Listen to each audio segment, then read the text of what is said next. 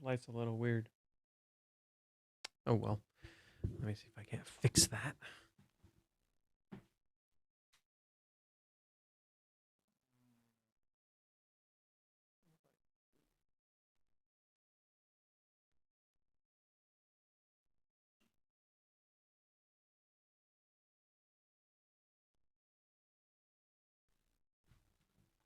It doesn't sound like I can do much. Wow, well. Yikes. That doesn't look good. Well, I have a solution. Kind of. Bada bing, bada boom. Bada bang, bada boom. Was there. I'm going to do something about the camera.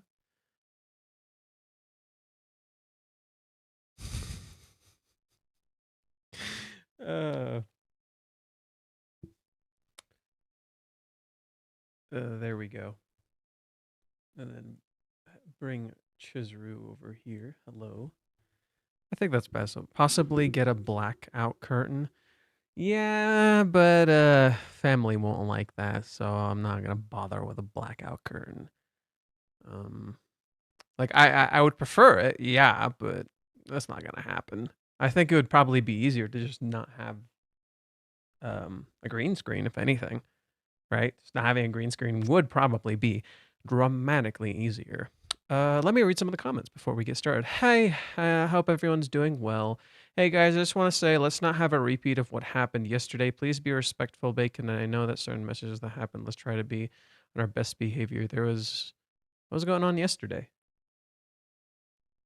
This is news to me. What the fuck was going on yesterday? What? I see a lot of news regarding the political discussion in Japan regarding censorship tied to the international payments issue. Curious about your thoughts on it, Johan, if you are following it. We should not get political. So look, in terms of politics, I don't mind talking about politics. I'm actually pretty okay with it. There's just certain political things that I try to avoid. This one is perfectly fine.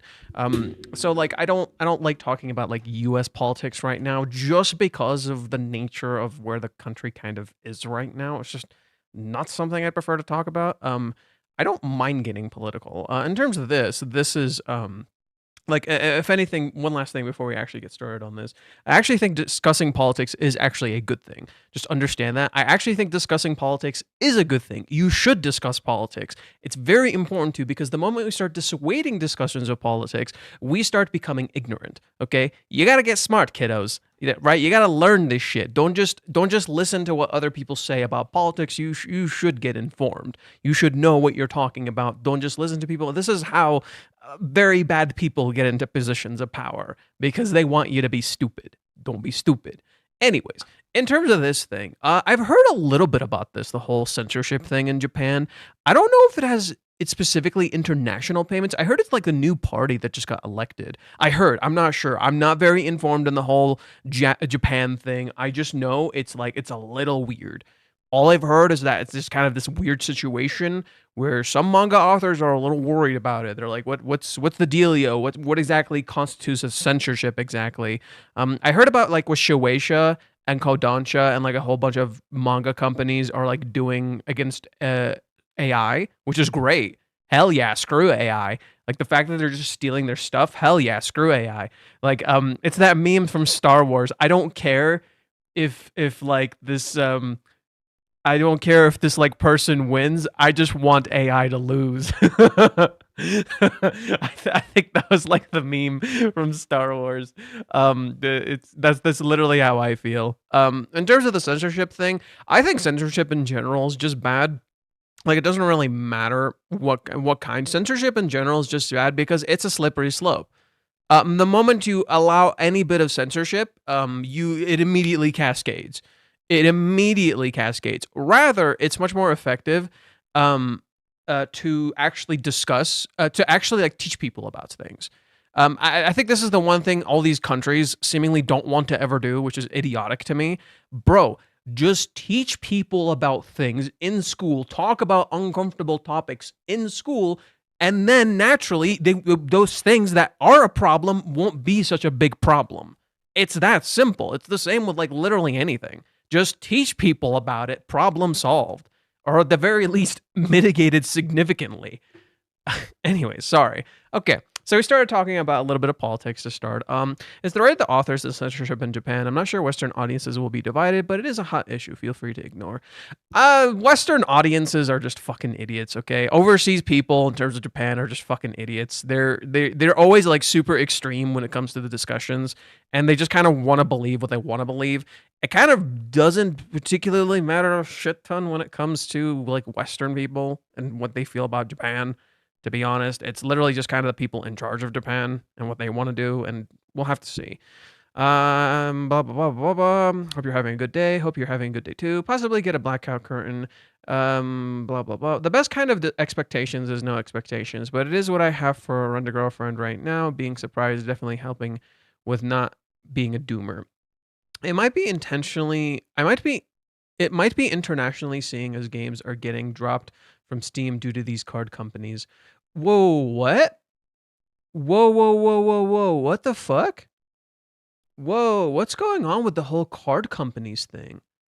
I've heard a little bit about this. I just know like something Visa is like doing or some I don't remember the details. So it's very interesting. International card companies don't want to allow payments for explicit materials for various reasons and stopping payments for some anime and manga. Why should that be any of their fucking business? It's my money.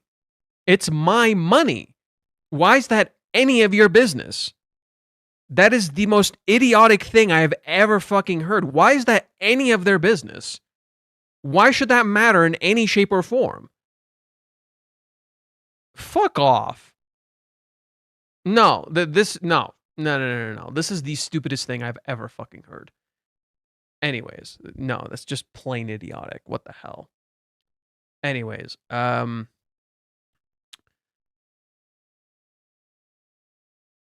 kind of iffy on the whole cancel culture thing. Ooh, I disagree hard, Bacon. I disagree hard, Bacon. Cancel culture is a double-edged sword. The problem is like how we use it, and it often comes down to being informed or not informed. I don't agree with that comment at all. Visa and MasterCard getting into my personal buying rights. Yeah. Okay, so let's get into chapter 400. Okay, we talked a little bit about seems like it's doing better. Yeah, I can come back over here. Hell yeah. I can come back over here. It seems like the light improved for some weird reason. I don't know why, but it did. Wonderful. Okay. So, I had a little bit of time to think about this chapter. So I think the biggest thing that I really started noticing, having sat down and processed it, I've been doing this thing recently where I'm kind of not writing my immediate thoughts on Twitter in regards to the chapters, in particular because I've been noticing like weird things. I feel like I keep getting this feeling like I'm like, okay, there's just something I'm missing. And the more I sit down with these chapters, the more I'm just like, oh, there totally fucking is. There totally is. And this chapter is stock full of this stuff. So this chapter, interestingly enough, leans super hard into this illusion theme. This chapter leans extra hard into this illusion theme where you think you understand what's going on. For instance, I was on a Discord with someone and they were saying how this chapter, when they were reading, let me just read the comment. It perfectly encapsulates what I think Reiji's going for on purpose. And let me just read it real quick. Man, this chapter is boring as shit. I can tell I'm not gonna like this. Holy shit, someone's cooking with gas. So that perfectly encapsulates this chapter. When you initially read the chapter, you're like, I can predict this. I know where this is going. Everything seems to be aligning perfectly, right? You think you just understand exactly where the story is going. You're so certain you know where the story is going. And then the rug gets pulled from under your feet. How often has Reiji been doing that recently? Like consistently. How often has Reiji kind of been doing that recently? Right? And it all started with the kiss. The kiss was kind of like the first time that really kind of happened. Or heck, who are we kidding? Chapter 380 is when it started. Right?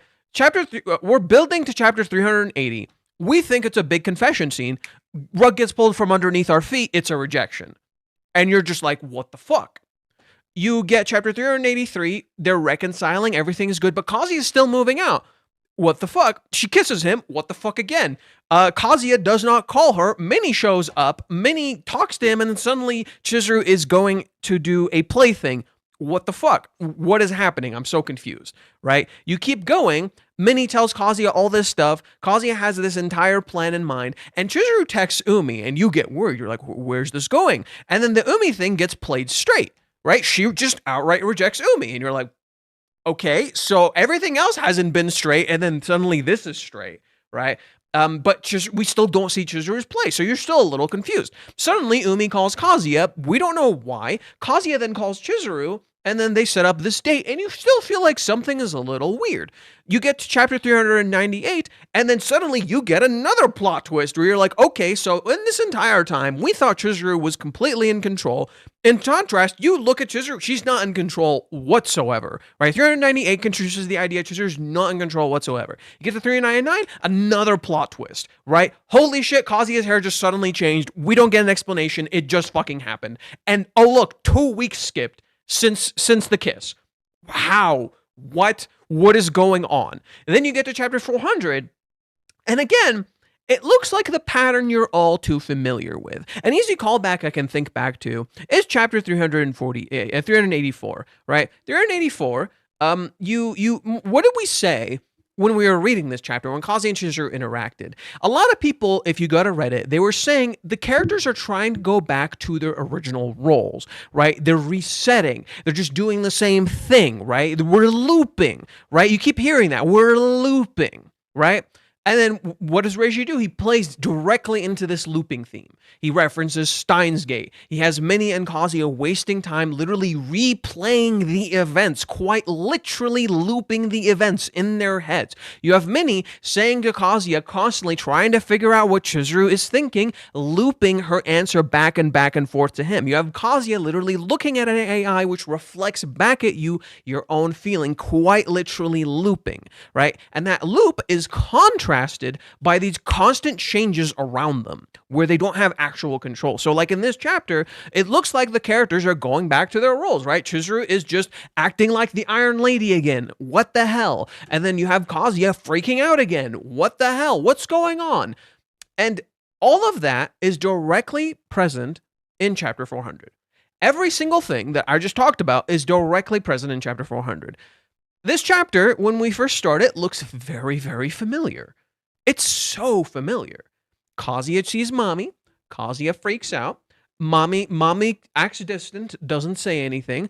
Kazuya, you hear Kazuya's thoughts a lot. Then the class starts. They don't talk. Mommy suddenly comes up to him, and it's really cute, right? Kazuya fantasizes about Chizuru, because of course he does. And then afterwards, Mommy takes a picture of his thing, and looks cute. It's adorable. It's kind of not too crazy out of line for Mommy's character. And then as they're walking out, everything is going normal. Kazuya remembers this one thing, and you're like, oh yeah, what was that phone call about, huh? And then boom, plot twist. You're like, where did this come from, right? Your immediate thought is, where did this come from? But what if you've been assessing the chapter wrong this entire time? And this didn't come out of nowhere. Rather, it's been built up for a while, and the entire chapter builds up to it. You just think it wasn't. And it's this, and you want to know the perfect example to highlight how you think this is not what's going on, what it is? Kazuya's hair. Kazuya's hair is not mentioned once in this entire chapter. Not once. At all. Kazuya's hair was not mentioned at all in this entire chapter. And yet, I would bargain, we don't know yet, I would bargain, his hair is actually a much bigger focus than you might realize. Right? His hair is actually a much bigger focus than you might realize. And rather, his hair might actually inform a huge deal of why Mommy's acting the way that she is, why Mommy asked this question, why Mommy does everything that she's doing. And it wasn't just stuff that was building in the background, but stuff that happened almost right now. Okay. Let's get into this. So, chapter starts. Kazuya runs into Mami, and they run into each other at the reception. Why is this interesting? Why is this interesting? Well. Would you be surprised if I said this was directly connected to Hawaiians? Directly connected to Hawaiians.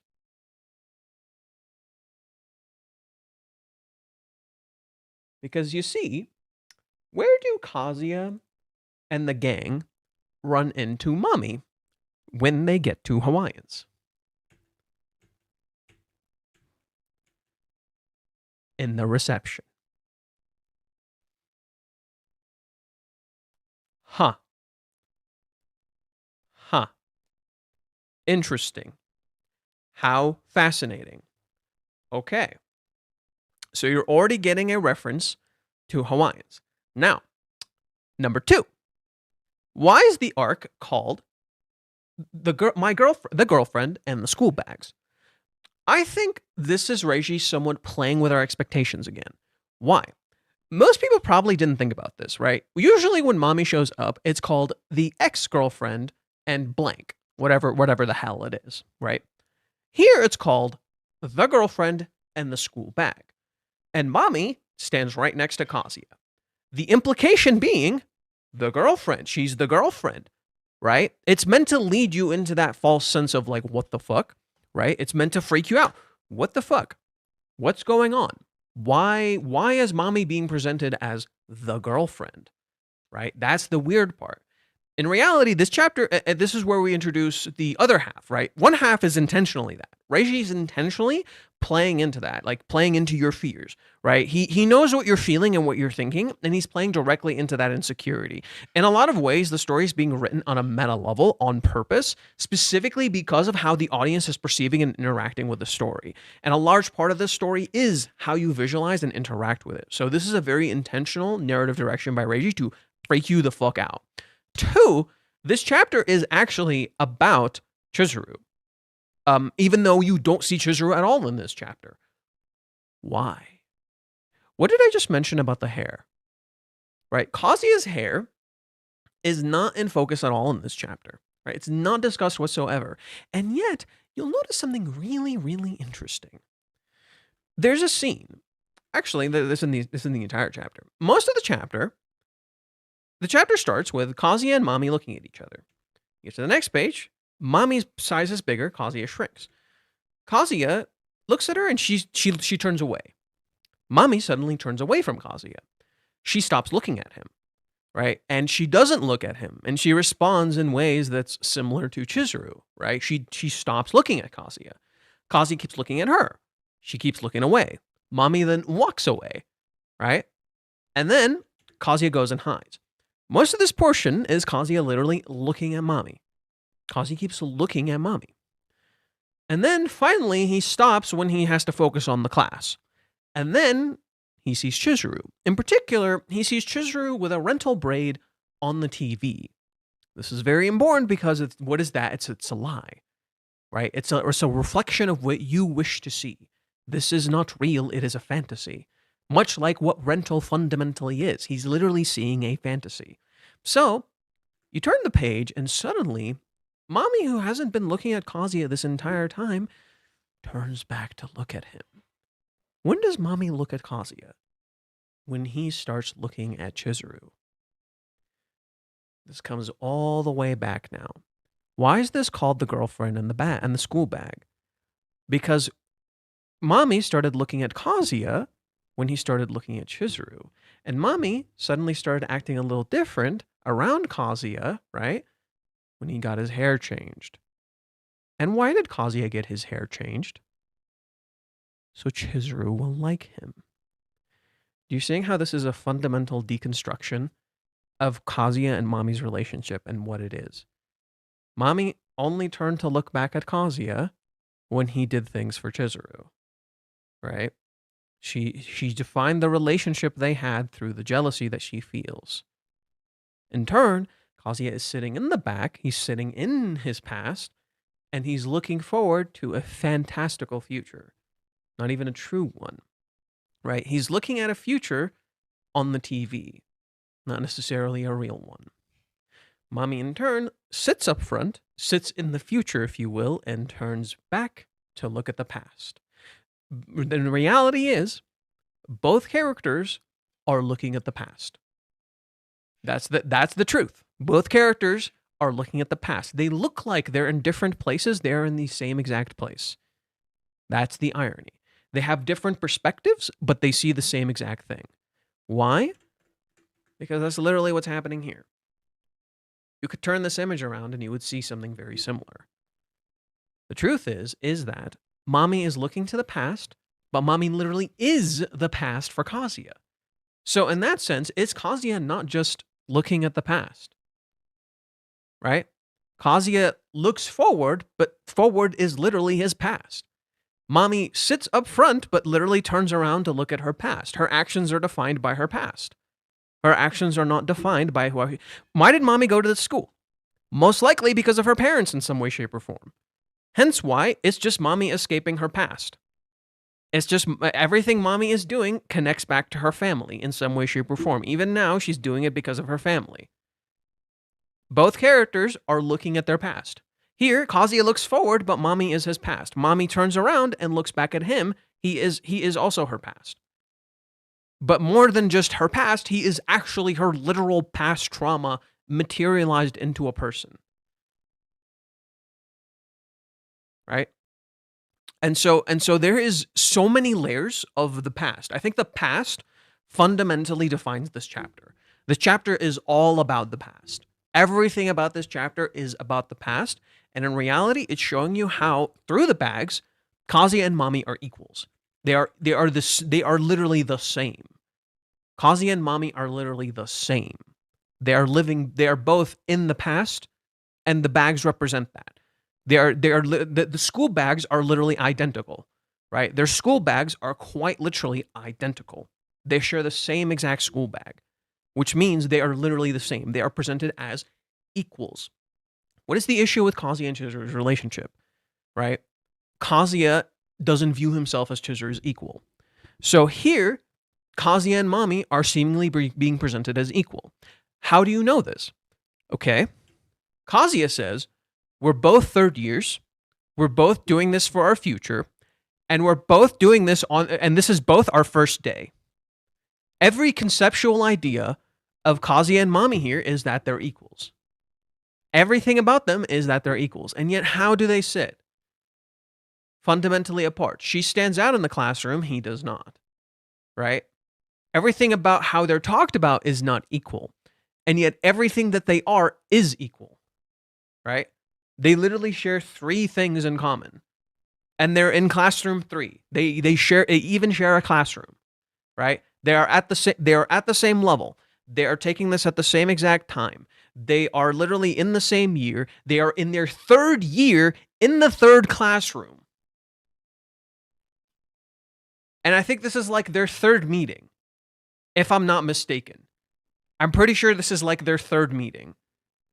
Because Mommy met him in chapter 263, Mommy met him in Joy Polis, and then Mommy met him here.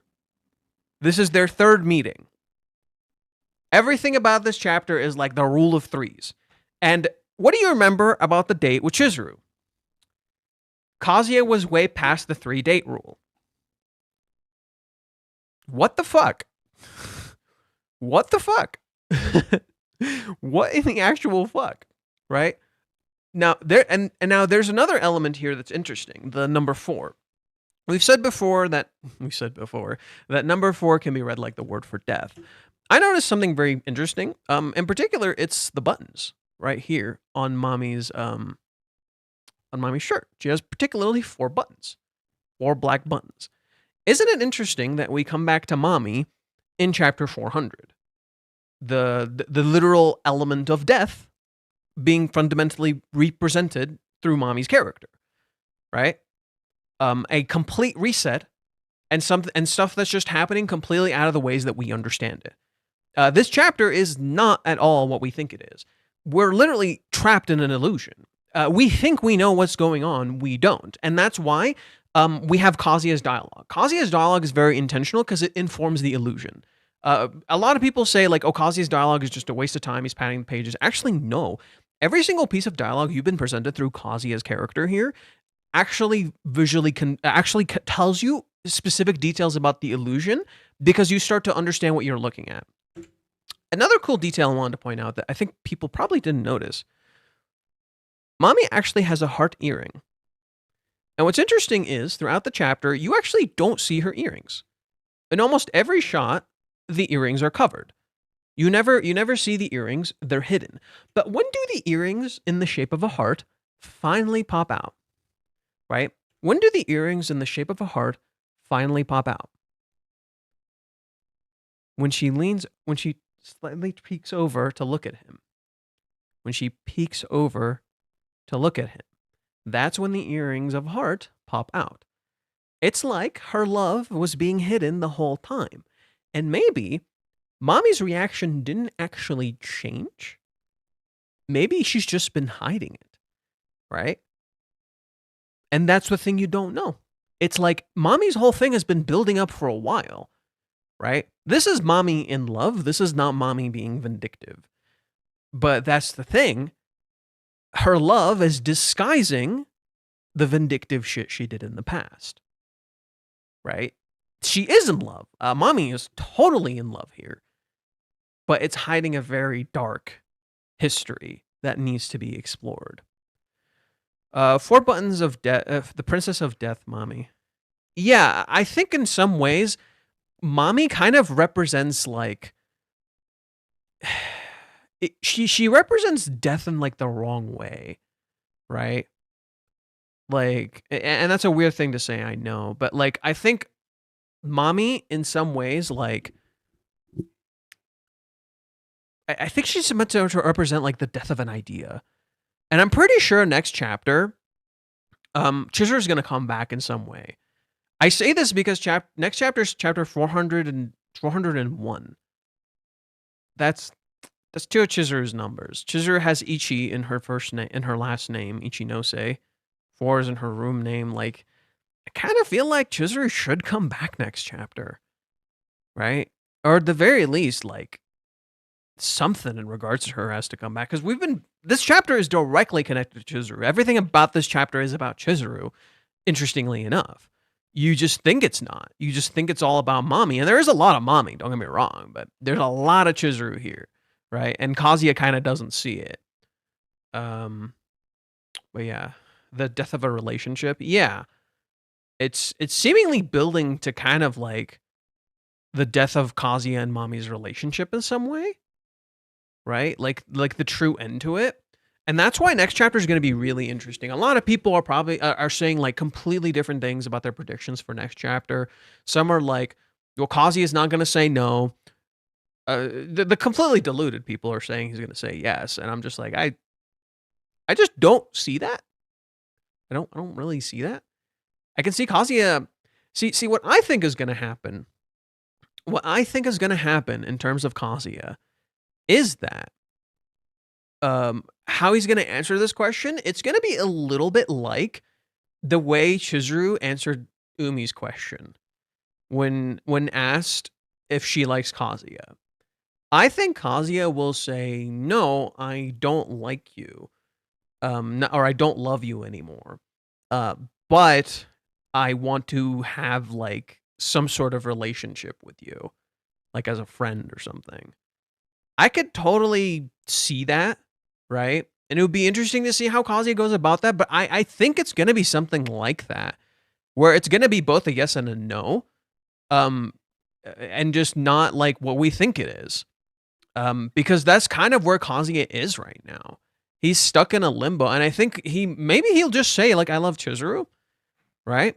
But we'll see. We'll see. Like it's kind of hard to predict, right? But Kazuya to me is literally in limbo. And the thing is like it appears like he still likes Mami. He doesn't. It appears like he still likes Mami. He doesn't. What Kazuya wants is to have some sort of connection to this person because he feels like he wronged her. But this is where the irony arises. This is where the irony arises. Kazuya here, in terms of the mommy relationship, is being placed in the exact position Chizuru is being placed in. What do I mean? Chizuru feels like she wronged Kazuya in Hawaiians. Kazuya feels like he wronged mommy in Hawaiians. Right?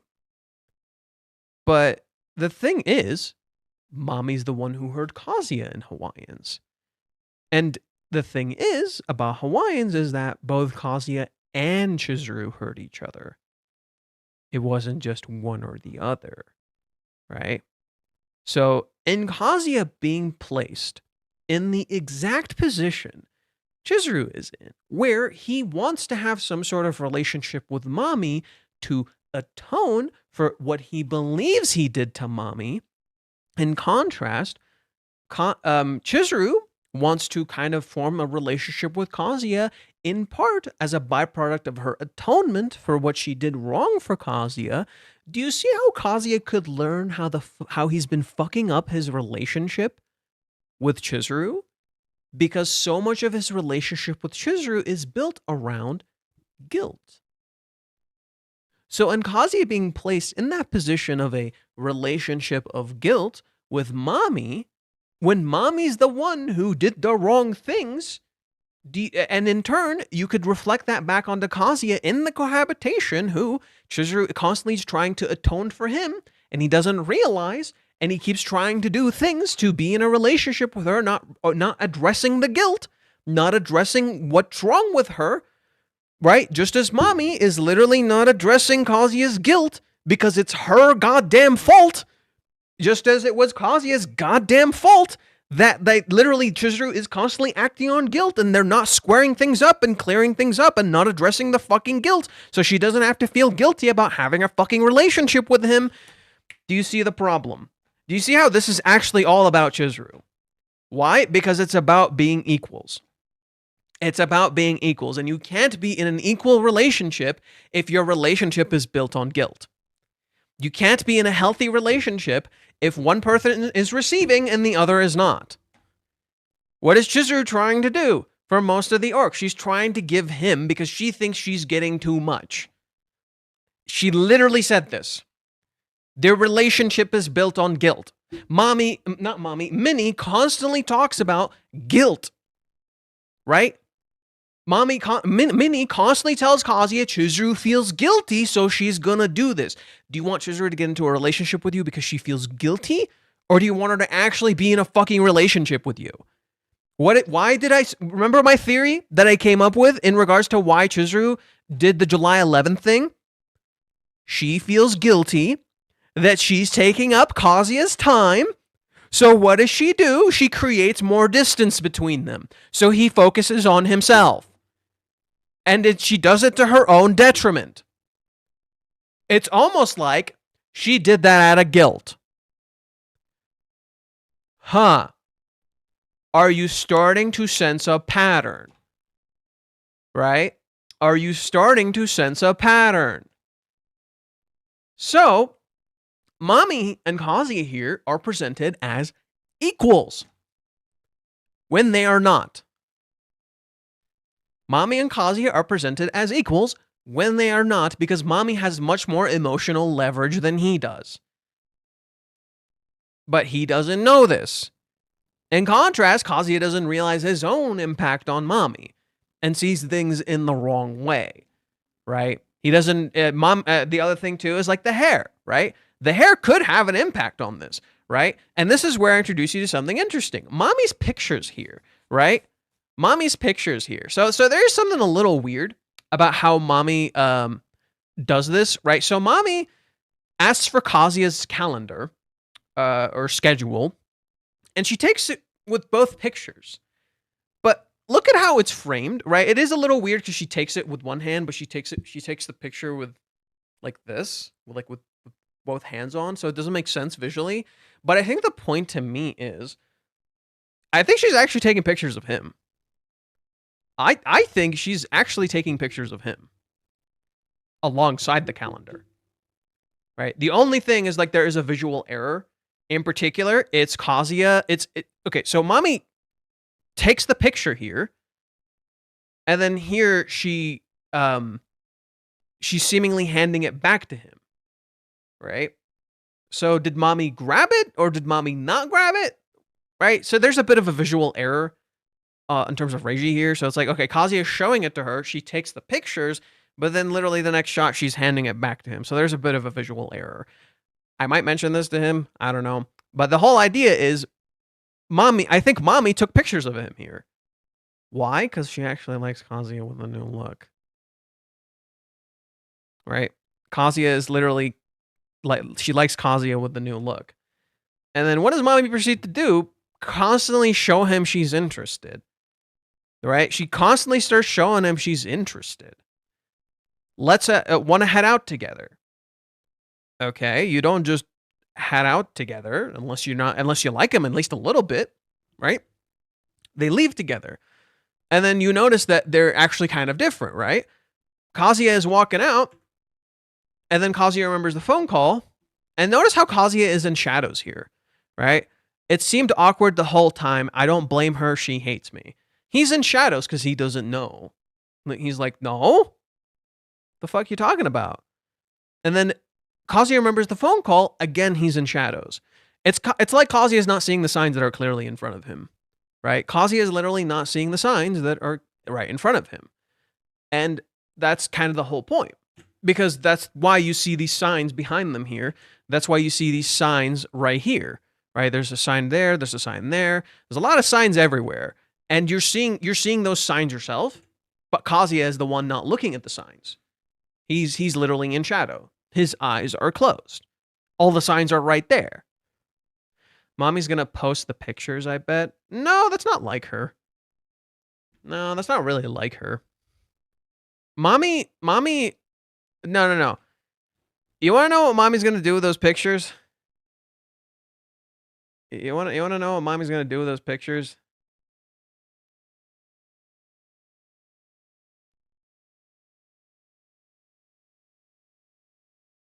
She's going to go home. She's going to sit in bed. She's going to pull up her phone. And she's going to look at her phone. Like the goofball she is. Mommy gonna goon. Yeah.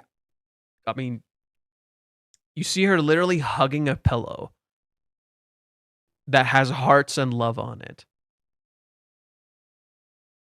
It's not gooning. It's just she wants to hug him. She wants to physically touch him.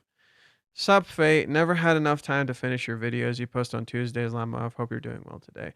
Well, I tried doing a trimmed down version of my reaction that I posted yesterday. So there's that. There's a trimmed down version of my reaction. I was a little beat. I had hoped to do more, but I said I just need to put it out. I'm kind of working with that mentality now. Like, okay, just put it out. It doesn't need to be perfect. Just put out the fucking thing. That's what matters. So, again, all the signs were there that mommy was going to do this. You just think there weren't. And you have Kazuya in shadow for a great portion of this. But then now the role is flipped again. Mommy is suddenly in shadow and Kazuya is suddenly in light. Right? And he blushes ear to ear. Isn't that interesting? Right? It's like, well, do you like her, Kazuya? What's the deal? Right? And Reishi wants to kind of think about that one. Reishi kind of wants you to think about that one. Kazuya, what's your deal? You seemingly didn't care before, and the only thing you cared about before was Chizuru. And now suddenly you keep wanting to have some sort of relationship with mommy. Maybe not a romantic one, but you want some sort of relationship with her. And every time you interact with her, you kind of want to fix that. Why? But then you never try in any other point. Right? Isn't that interesting? Kazuya never tries to actually fix the relationship with mommy, and yet whenever they interact, he seemingly wants to fix the relationship. Right? Kazuya doesn't go out of his way to fix his relationship with mommy. And mommy doesn't really truly go out of her way to fix her relationship with him unless they meet. Right? Mommy did a few things to seemingly fix their relationship. right? She texted him to meet up. She ran, and then afterwards, that was it. She didn't do anything else. She ran into him by sheer dumb luck in Joypolis, and then after Joypolis, she texted him. But Kazuya doesn't really try to actually fix the relationship, right? He doesn't seemingly care, right? Kazuya, every time they interact, he seemingly wants to fix it. But other than that, he never gives a shit. He never actually tries to fix the relationship. Heck, you see it in him forgetting the phone call. He forgot the phone call. He never called her back. He never fucking cared. Right? It was not even on his mind. He just casually remembered it. Oh yeah, there was a phone call and I ignored it and nothing happened. I just moved on with my life. So does Kazuya actually care about Mami? The answer would be no. And yet, every time they interact, he seemingly wants to fix this relationship desperately. It's literally like, it's kind of literally like a toxic relationship. It's literally kind of like a toxic relationship because she gets everything out of it and he gets nothing. She gets everything out of it and he's seemingly getting nothing. And in his desperation to fix things, right? This is what happens in toxic relationships. You feel like you're the bad person and you want to keep trying to fix it, right? You feel like you're the bad person and you keep wanting to fix it, right? Even though you don't actually care that much, but you keep getting emotionally played into fixing it. Mami isn't trying to do this at this point, right? But in her indirect actions, she's causing this, right? In the fact that she refuses to address what she did wrong, she's causing this. This acts as a direct mirror to Kazuya because Kazuya isn't trying to have an uncomfortable, toxic relationship with Chizuru. However, he unfortunately is doing that. Because he has issues he's refusing to address about himself, and in turn, it's making Chizuru feel like she's the bad person, right? And she keeps trying to fix it. I have to fix it. I'm the one who's fucking up. I have to fix it. And because he's the one who refuses to address what he's doing wrong. So it's kind of cool how Mami unintentionally is being the villain here, right? Without even meaning to, she's being the villain here. Simply in not addressing what she did wrong. And with Mami, you can tell that specifically because you know she did bad things. Whereas with Kazuya, it's not clearly in front of you because you're kind of stuck in an illusion, right? You're stuck in the illusion because you're cheering for Kazuya. And Reiji knows you're cheering for Kazuya. That's the whole reason why he's writing everything the way that he is, right? He knows people are like kind of cheering for Kazuya at this point, unless you're an overseas person who just fucking hates Kazuya's character, in which case, whatever. But he knows most readers at this point are cheering for Kazuya. So what he's doing is, in presenting Mami, he's showing you your flawed view because you're getting it from Kazuya's POV. So that's kind of what I think Reiji is cooking here. I talked about the bird. So we had the school and we had the birds. The thing about the birds here that's interesting is the birds are sharing a power line, right? The two birds are sharing a power line. They have a connection, right? Literally like Mami and Kazuya have a connection in the school, right? The school bag. They share something. They're both sharing something, literally like the birds. But what are the birds doing? They're right next to each other, but they're looking away. They're not actually looking at each other. The birds are right next to each other, but they're looking away. This is exactly what Kazuya and Mami are doing. They start by looking at each other, and then afterwards, in reality, they start looking away. What I mean by this? Mami literally looks away from Kazuya. Kazuya looks away from Mami mentally. What do I mean? He doesn't ask her about any of this stuff. When he should, right? He should, but he says, I shouldn't ask. And you see him sink into shadows, right? You see him sink into the shadows. So Mami is physically looking away. Kazuya is looking away like emotionally. He's emotionally looking away while still literally looking at her. Then, eventually, Kazuya starts looking away from her, and then she starts looking at him. But is Mami actually seeing Kazuya? Isn't that the interesting part? Kazuya is looking at Mami, but she's in shadows, right? She's literally in shadows right here. He's not actually looking at Mami. He's looking at what other people are saying about Mommy. He's not actually looking at her. He's not looking at why he's reacting the way that he's reacting. Literally, like the birds are looking away from each other. So, Kazuya starts looking at Chizuru, and then Mommy starts looking at him. But is Mommy actually seeing him? Probably not. Right? Mommy is also not seeing him. She's his direct mirror. They're literally mirrors of each other. Right? When you're a mirror, they're just you, but flipped. And what is Mommy doing? Mommy sits up front, looks back. Kazuya sits in the back, looks up front. A literal mirror. Right? So this chapter is literally about them sharing in something, and in so doing, being literal mirrors of each other. And you see that right here too. Right? They're literally a mirror. You see Mommy's back, you see Kazuya's front. Mommy's in shadow, Kazuya is in light. Right? Mommy locked the fuck in, Kazuya is surprised. Okay. Let's go read what's on Reddit.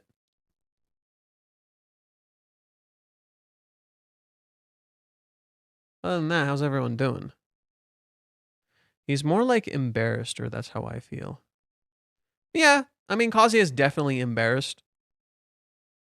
Right? Kazuya is definitely embarrassed here, for sure. Mommy wants to know if she's in the friend zone or not. Well, the question is interesting because I don't think it's actually what we think it is, right? Because all the signs point to Kazuya not being into Mommy, and yet Kazuya is acting weird. And to me, this is Mommy deflecting from the fact that she still has feelings for him. That's what she's implying in asking this question. She's deflecting from the fact that she has feelings for him. Right? But this is the interesting part of the question. It's rooted in the past.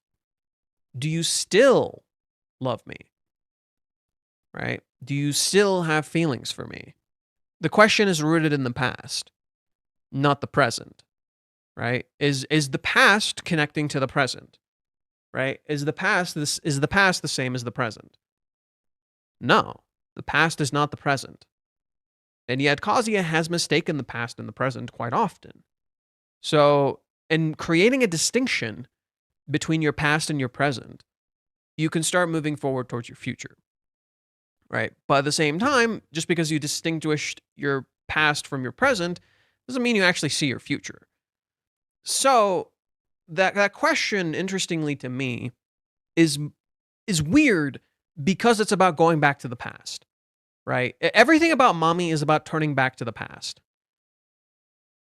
Maybe she just wants to be rejected by him personally so that it'll be easier for her to move on. So that's what she must be thinking. I don't know about that. Maybe. But that doesn't make sense because she went out of her way to take the schedule of his picture and all that, and she genuinely seems cute and excited. I think the whole point, in my opinion, is that Mommy is a paradox. Mommy is a paradox, and that is thematically fitting because that's literally the characters. That's kind of literally where they are right now. So Chizuru looks in control; she's not in control at all. That's a paradox. Kazuya is seemingly changing himself and looks like he's moving to the future, but he's not. It's a paradox. Mommy is the same way. She's also a paradox. And what I mean by that is this. If we go to...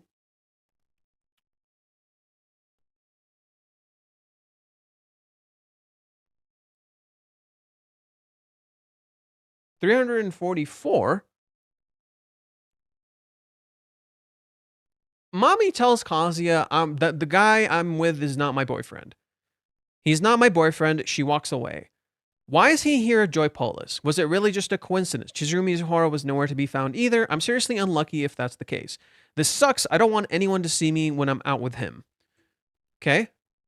Damn it. How many times do I have to remember that? It doesn't matter anymore. I've already decided that I'm not going to have to do anything with them. If I keep getting involved, I'm only going to annoy myself. Then why did I say that? Our mistake, in my opinion, our mistake is thinking about this logically. Our mistake is thinking about this logically. Mommy's not acting on logic. Mommy's not acting on logic.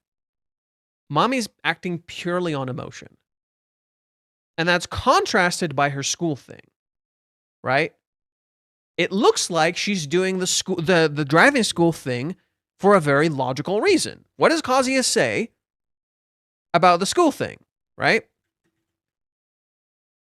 Actually, it seems like she really came here to take these classes by herself. That's a pretty responsible thing for her to do for her future. It seems that way, but we don't actually know Mommy's reasoning. Why is Mommy taking this class? You don't know. Your assumption is that it's for her future. Your assumption is that it's for her future. It's good to have a license, but we don't know the reasoning. And when you see how Mommy's acting here, a huge portion of this is just her being very emotional. It's just reacting. She's just reacting. Everything about this is reaction. Even here, she's reacting.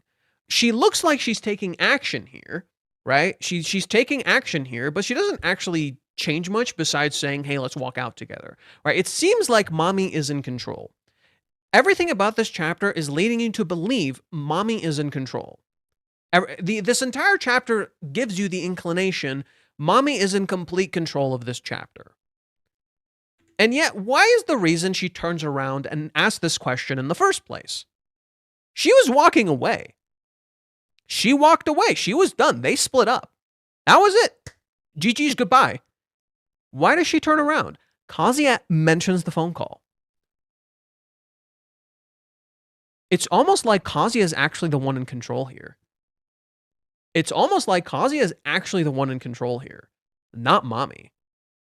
And Mommy's actually reacting. It looks like she locked in, but is Mommy actually in control here? Or does she merely have the illusion of control? Right? Because we've seen Mommy in control. We've seen Mommy in control. And even then, it was kind of an illusion. It's because it's when she smiles. It's when she's smiling and she lies and she leads you on. She controls the scene. Mommy is not in control here. And that's what I mean when I said she parallels Chizuru. Mommy is not in control here. She merely looks like she's in control. But everything she's doing is a reaction to Kazuya himself. It's a reaction to his actions, his words, even the way he looks. Everything about Kazuya is causing her to react. And in turn, this reflects Kazuya himself. Why? Because Kazuya is always reacting to Chizuru. He's not actually taking decisive action, right? You see her take one decisive action for herself, which is to take these pictures. But throughout the entire chapter, she's just reacting, right? She takes the pictures and she walks out with him, but that's kind of it. She doesn't actually take control of the situation. Mommy's just reacting, right? So that's the illusion. That's what you can see when you look back to these chapters, is that you think she's in control. You think she's in control. She's not. And she says, I'm so lame, it makes me sound desperate. And she runs away like this, right? In contrast, how does this chapter end? It's Kazuya being completely in control. This chapter ends with Kazuya being completely in control of his choices and his feelings. Right? He speaks these words out loud, and Minnie remembers how before he would hesitate. He wouldn't say it honestly, But now he's in complete control. Right? Yeah, that's the spirit. I already know that though. Right? I'm going to do it, just watch me. Right? So you're already seeing Mommy not having control, whereas Kazuya has a lot of control and is actually quite aware of his emotions. Right? Kazuya dissects and explores his emotions here. This chapter literally tells you his answer. Kazuya doesn't realize he's in control with Mommy, with Chizuru, with everything. Yeah, Kazuya he doesn't know how much control he actually has. He doesn't see how much influence he actually has on like the entire world around him. And isn't that a scary thing? For someone to have so much control and yet feel like he has none. Isn't that a scary thing? It's you could see that with like millionaires and billionaires, right? Billionaires like have all the control in the world and they keep wanting more control. Isn't that scary? And it's the same thing with Kazuya. Kazuya, you can kind of look at it that way, especially considering Kazuya is trying to become like buff, attractive, gain more power and money, right? But he doesn't realize how much control he actually has on the environment he is in. He shapes Hawaiians. He shapes how Hawaiians plays out. He changes everything. Chizuru, the reason Chizuru interacts with him and does everything that she does, it's because of him. He has so much more control than he realizes. Right? He's so much stronger than he thinks. It's literally like it's like fucking Gohan being Super Saiyan 2 and he's just like, "Oh no, I'm weak." Right? And it's and I think that's what Reishi's kind of setting up is like in this chapter, you don't realize how much control Kazuya actually has. Right? Maybe let's see. Also, there are some sort of flowers on her nail polish. No, it's not flowers. I know what you're talking about. It's right here. These aren't flowers. We've seen. It's just a nail design. This is like a ring right here. There's a whole bunch of different stuff on her nails. Mommy's whole thing is nail designs, right? Mommy's whole thing is like nail designs. Kazuya is Haruhi Suzumiya. You know, considering many references, Endless 8, and I forgot what the squad is called, the SOS. Considering many references that, shit, right? Shit, right? Although, if anything, I think Minnie is a little closer to Haruhi. But maybe, yeah. I do see Kazuya kind of being more Haruhi than Minnie, right? Let's see. Feels to me like Mommy's trying to feel out if there's any chance of any kind of relationship or it's just done whatever.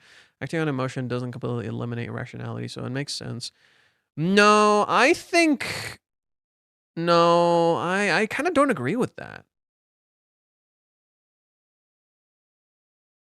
No, I don't really agree with that. I actually think Mommy kind of has no control here and she just wants to do something and Kazuya triggers that out of her. It's like the scene in the I know a perfect way to describe it. It's like the scene in the cheer update. Right? It's maybe something she wanted to do and she just needed a trigger to do it. I think that makes more sense. In that sense it's more emotional. Right? In that sense it's more emotional. It is something she wanted to do. And Kazuya merely triggered it out of her. And he doesn't realize he did this. That to me is more fitting. Mommy is a puppet and Kazuya is her puppet master as he's always following her subconsciously like a plague. It's a weird fucking take, buddy. It's a weird fucking take. I think the whole point of the story is that the characters are all slaves to the world around them and they need to take control back rather than anyone being a puppet or not puppet. That mommy panel is so cute. I know, it's adorbs. It is cutie patootie shit. Cutie patootie shit. Adorable. Cute as fuck. I gotta see where my hand is so I can see if I'm like petting her. I know what to do.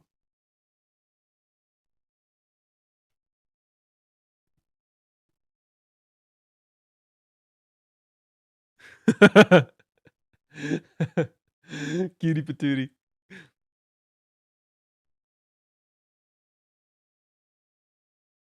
She was just like, what the fuck? She was like, what the fuck, bro? What are you doing, bro? The fuck, man? All right.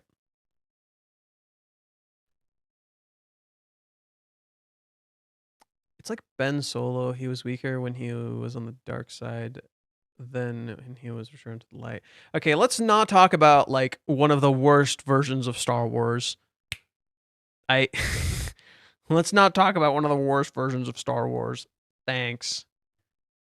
I mean, Kazuya did randomly summon an alien. True. Canon wise, okay, why are we talking about Sith? Okay, well, I'm not gonna talk about Star Wars lore. Fuck off. I'm not talking about Star Wars lore. We're gonna go to the serious discussion and read what people had to say.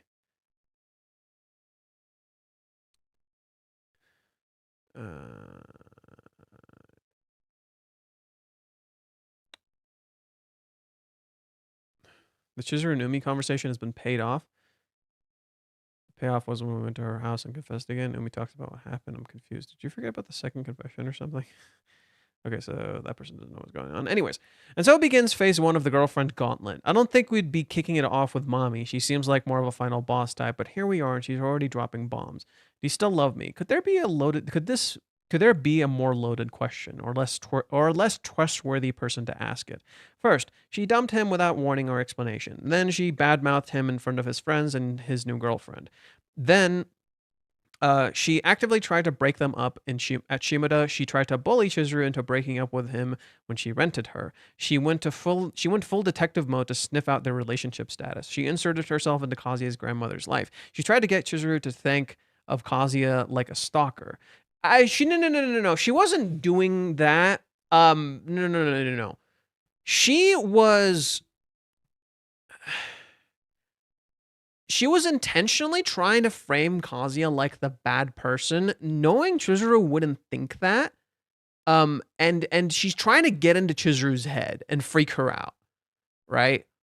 And she knows Chizuru won't say this to Kazuya. The thing is I don't think that's what she was doing. No. She wasn't trying to make Chizuru think Kazuya is a stalker. Because she saw how Chizuru reacted. The reason I can say that wasn't Mommy's intent is specifically for this chapter. Let me pull it up. There's a chapter that highlights that this was not Mommy's intent. Because she knows Chizuru doesn't think this. Chizuru immediately calls her out. She's like, no, this is wrong. Like, you're wrong. That's not Kazuya. But you have to see how Mommy reacts to Chizuru saying that. And then you'll kind of understand what the fuck Mommy was doing. I think it's chapter 195. Yeah, chapter 195. Chizuru remembers the scene. The rent-a-girlfriend biz seems like tough work. With how cute you are, I bet you deal with all sorts of things with those sorts of things a lot. I think there's been a misunderstanding. Kazuya-san, a stalker, that's taking it too far. Look at Mommy's reaction. Oh, you're fighting back. Mommy isn't doing this to gaslight Chizuru. Not in the way that you think. She is gaslighting her, but not in the way that you think. She's not trying to convince her Kazuya as a stalker. She's trying to control the narrative. And in turn, control her narrative. Right? She's like, oh, you're fighting back. Oh, you're fighting back. Right? I'm going to use your own professionalism against you to say this. She's not doing this for the logical reason you think she is. She's doing this so that way Chizuru looks like the bad guy in Mommy's own eyes. If Chizuru says, yeah, I'm not serious about him, right? Mommy says, it seems like you're in love with him, right? This is what it's actually about. If you're in love with him, then, oh, that's not good. You'd be in trouble. Chizuru says, no, the whole idea is, this is why she's doing this. She's not doing this to gaslight Chizuru. It's not as logical as you think. Right? It's stupid. That's a stupid reasoning to say that Mommy is trying to convince Chizuru he's a stalker. She's not. She's trying to get Chizuru to admit Kazuya is a bad guy in her eyes, and she's coercing an answer out of her. She's actively trying to coerce an answer out of her. Force her into saying a particular choice of words so she can feel validated. It's all about her. This is all about Mommy. Okay? This scene is Mommy using her trauma as an excuse, right? Mommy's using the trauma as an excuse to validate her belief that Chizuru is a bad person. She wants to think Chizuru is a bad person. And this is meant to mirror Kazuya at the start of the series. Because Mommy says the same exact line he does in chapter 1.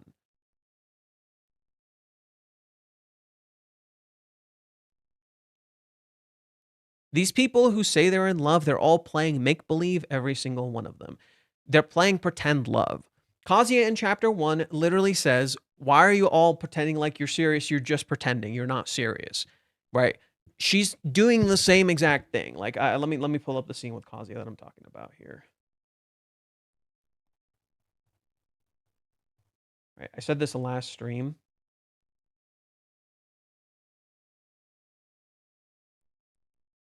Right, so in Japanese, their line is identical. You don't even like us, but you play this game of pretend love with us. Right? This is what mommy's saying here. You don't even actually like him. You're just playing pretend love. You're not actually serious. These people who say they're in love, they're pretending. They're not actually serious. She's projecting her own trauma onto Chizuru, using the trauma as an excuse to say Chizuru isn't actually serious about him. And Reishi uses this narrative on purpose, knowing you believe it. He knows you believe Chizuru isn't serious about Kazuya. He knows you're convinced you're not serious about Kazuya. And then he plays on this more and more and more and more. And suddenly, you're really angry at Chizuru, aren't you? You hate Chizuru. She's just playing a pretend love game, stringing Kazuya along. She's not serious. She doesn't care. When in reality, it's your own preconceived perceptions of Chizuru, her job, and what she's doing, and you've been blinded by your own bias for this character. That you're forgetting she's a human being, and she is actually kind, and she's shown you how kind and caring she actually fucking is, and how hard she beats herself up, but how kind she is to everyone else. And because of that, you can't see Chizuru. You're trapped in this illusion from chapter 1, which is why in chapter 399, we come back to chapter 1. Chapter 399 is about returning to the very beginning of the series. And how do we see this? Kazuya literally has a flashback to chapter 1. His dialogue is identical to chapter 1. It's almost like we looped all the way back to the very beginning because we're so trapped in this issue of thinking people are just pretending. That they're not serious. That they don't care about you. And who's the one who also believes this? Who also got this into Kazuya's head? The greatest pretender of them all. Do you see the issue?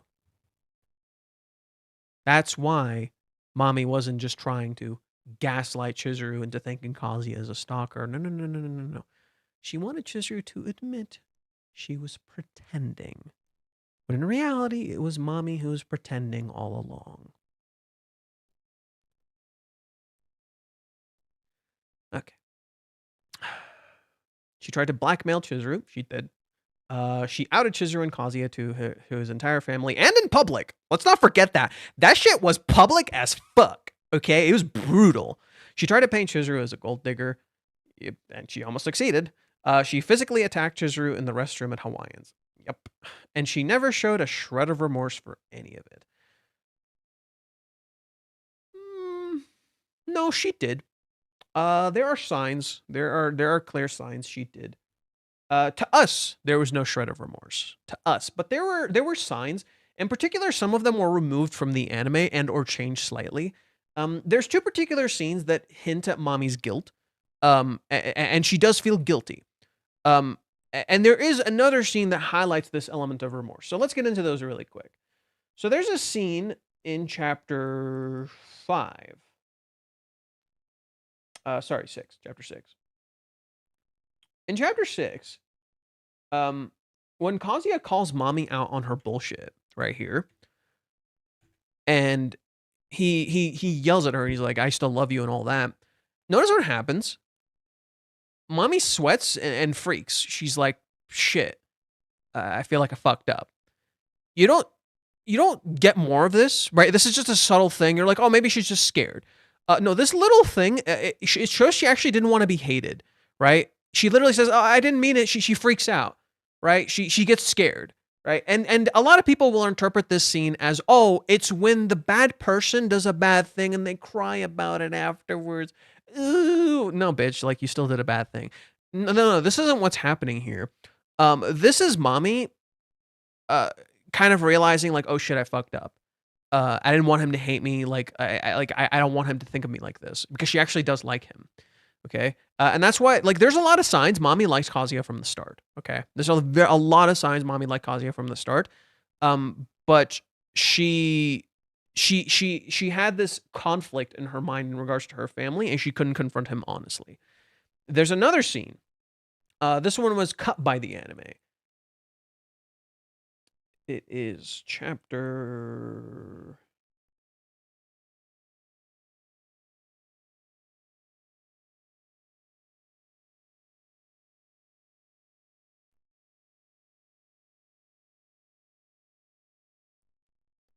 Chapter 35. The Kazuya sees mommy with Ruka, and he pulls her to the side and they run off. Mommy actually caught a glimpse of him, and she beats herself up. She's like, stupid, stupid, why am I looking for him? Right? Another clear sign she liked him, right? And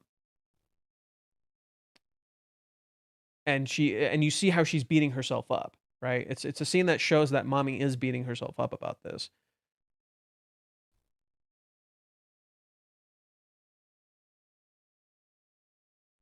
Right? And then finally, there's after Hawaiians.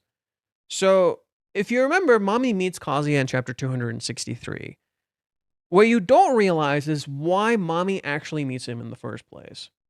And it's literally because when Kazuya and Kibe make up, mommy's observing the whole thing, right? Mommy was observing the whole thing. And then she walks away. Suddenly, in chapter 262, she calls Kazuya and meets up with him. It's like she wanted to apologize and fix their relationship, because she saw Kazuya repair his relationship with Kibe. Why can't I do that? But she doesn't know how, right? The problem with mommy is she doesn't know how to confront her bad side. She doesn't want to. She's scared of doing that. And it's meant to mirror Kazuya. The whole point is that it's meant to mirror Kazuya because she's not confronting her bad side. She wants to change. Very clearly so. She wants to change, but she's doing every external thing to change instead of actually changing her internal. Hence why the driving school. She's controlling her external instead of controlling her internal. And that's literally what mommy's been doing throughout the entire series. Or not the series, like after Hawaiians. After Hawaiians, mommy is directionless, right? But she's trying to start controlling her environment. Start controlling the things outside of her. So the call is another example of this. She called Kazuya. She went out of her way to call him, right? But he was already with Chizuru. That's the thing. Mommy is way too late. But she needs to start changing herself. Reiji is writing for mommy's character is that she needs to confront herself to create the change she wants in her life. It's just that simple. Kazuya can't save her. People keep saying, oh, Kazuya is going to save her from her family situation. No. Kazuya can't save her. She has to save herself. No one can save you from your circumstances. You have to want to be saved. You have to want to get out of these circumstances and control your life. And the thing is, mommy isn't. She's controlling her life through external circumstances rather than internal.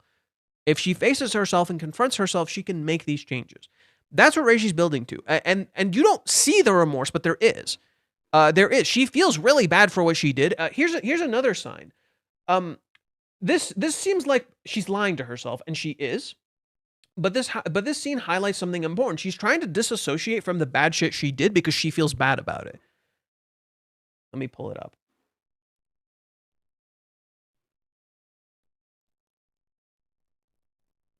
All right, chapter 310. This chapter reflects mommy's powerlessness. Right? It literally starts with mommy walking back home. She gets to her house.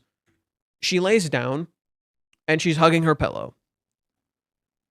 Nagomi-san and Chizuru Mizuhara were alone together and carrying shopping bags around the arcade. Notice how she keeps referring to Chizuru as Chizuru Mizuhara, right? It's a form of disassociation because she doesn't want to feel like she's the bad person. She feels bad for what she did, So she's trying to disassociate from her actions. She's supposedly still lying about being lovers, so what's the deal with him not being there? I figured it might be a rental thing, but either way, it means she's still involved with him. If anything, it means she's gotten closer. She remembers what she said to her, and look at her face. Just fucking regret. And just so much regret. So much regret. She regrets saying that. And then look at what she does. She lies to herself. She wants to disassociate from this horrendous shit she did, right? Still, I'm not going to expose her or anything. I never planned to anyway. I don't have anything to gain from doing that. It has nothing to do with me anymore. That's why she's disassociating from Kazuya and Chizuru, even though she keeps running into them. This is dramatic irony. She's trying to distance herself from what she did to them, but it's never going to go away. And so whenever she meets Kazuya, she has a fundamental emotional clash. That emotional clash is this. On one hand, she loves him. On one hand, she loves him and she recognizes that now. On the other hand, what she did always comes back to haunt her every time he shows up. Because what's the thing that's not discussed every time he's there and every time that she's present around him, Chizuru? What's the reason Kazuya and Chizuru's relationship is a total mess right now? Mommy. Right? It's mommy's fault. And so every time he comes back, she's literally haunted by this. Right? What's the thing that always pops into her head? What's the thing that always pops into her head? Right? You see this in 263, you see it in 310, and you see it in chapter 300 and 344. Right? Let me pull up chapter 264. What's the thing that always pops into her head?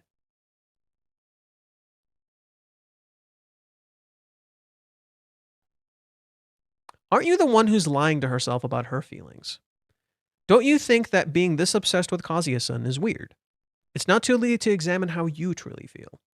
Chizuru keeps popping into mommy's head over and over and over and over and over again. It's because it's not just about mommy's feelings, it's regret. She hates herself for what she did for Chizuru. She utterly hates herself for what she did to Chizuru. Right? But she's terrified to address that. She's scared out of her fucking wits to address that. Why? Very, very simple. Why does mommy never address what she did with these characters? Because every time she's opened up to anyone, they've used her. Mommy has been used a lot. Right? People use mommy a lot. That's why mommy is so terrified to deal with this. Right? That's why mommy is utterly terrified to deal with this. Because she's been used. Her family used her. She opened up vulnerably to her first boyfriend, and what did he fucking do? He just toyed with her feelings and tossed her aside. Right? He kept saying he was serious. He's gonna make her happy. Just fucking the moment her dad did it, like a small thing. Oh yeah, sorry. GG's. Sucks to be you. Right? So that's why mommy doesn't deal with this. That's why mommy never addresses what she fucking did. She's utterly terrified. So what does she do instead? She focuses on the love aspect. This literally mirrors Kazuya. Directly mirrors him. Kazuya, instead of focusing on the stuff that's painful, because he's been hurt in the past, focuses on love more. Not realizing he can't have love if he doesn't fucking address these issues. They're parallels of each other. They're literal goddamn mirrors of each other. That's the whole point. No, so there is remorse. It's there. But she's terrified to deal with it. There is constant signs of remorse with mommy. Constant signs of remorse. She hates what she did. She utterly hates it. It doesn't change the fact that she has not addressed it. See what I mean? I think that's a more accurate statement. There is remorse, but she hasn't addressed it. That's the issue. She hasn't actually faced her issues. Let's see. She needs to come clean to Kazuya and beg forgiveness. I don't See, I always hate that. I hate when people say that. Come clean to Kazuya? Sure. Beg forgiveness? Forgiveness is for you. So look, this is my issue with forgiveness. Forgiveness is for you. Forgiveness, the thing that people don't realize, forgiveness is for you through and through. Atonement, that's for someone else. Because they're not really gonna forgive you. But like you can say I'm sorry, right? You can say I'm sorry, sure, but begging forgiveness is no. I think that's stupid. I've always thought begging forgiveness is stupid. I think saying sorry and choosing to be better is much more powerful than forgiveness. There are forms of forgiveness that are good. For instance, choosing to forgive someone and let go of something, right? Choosing to forgive someone and let go of something, right? I think is very powerful, and it is for you. But to quote Chizuru, it's really not that simple.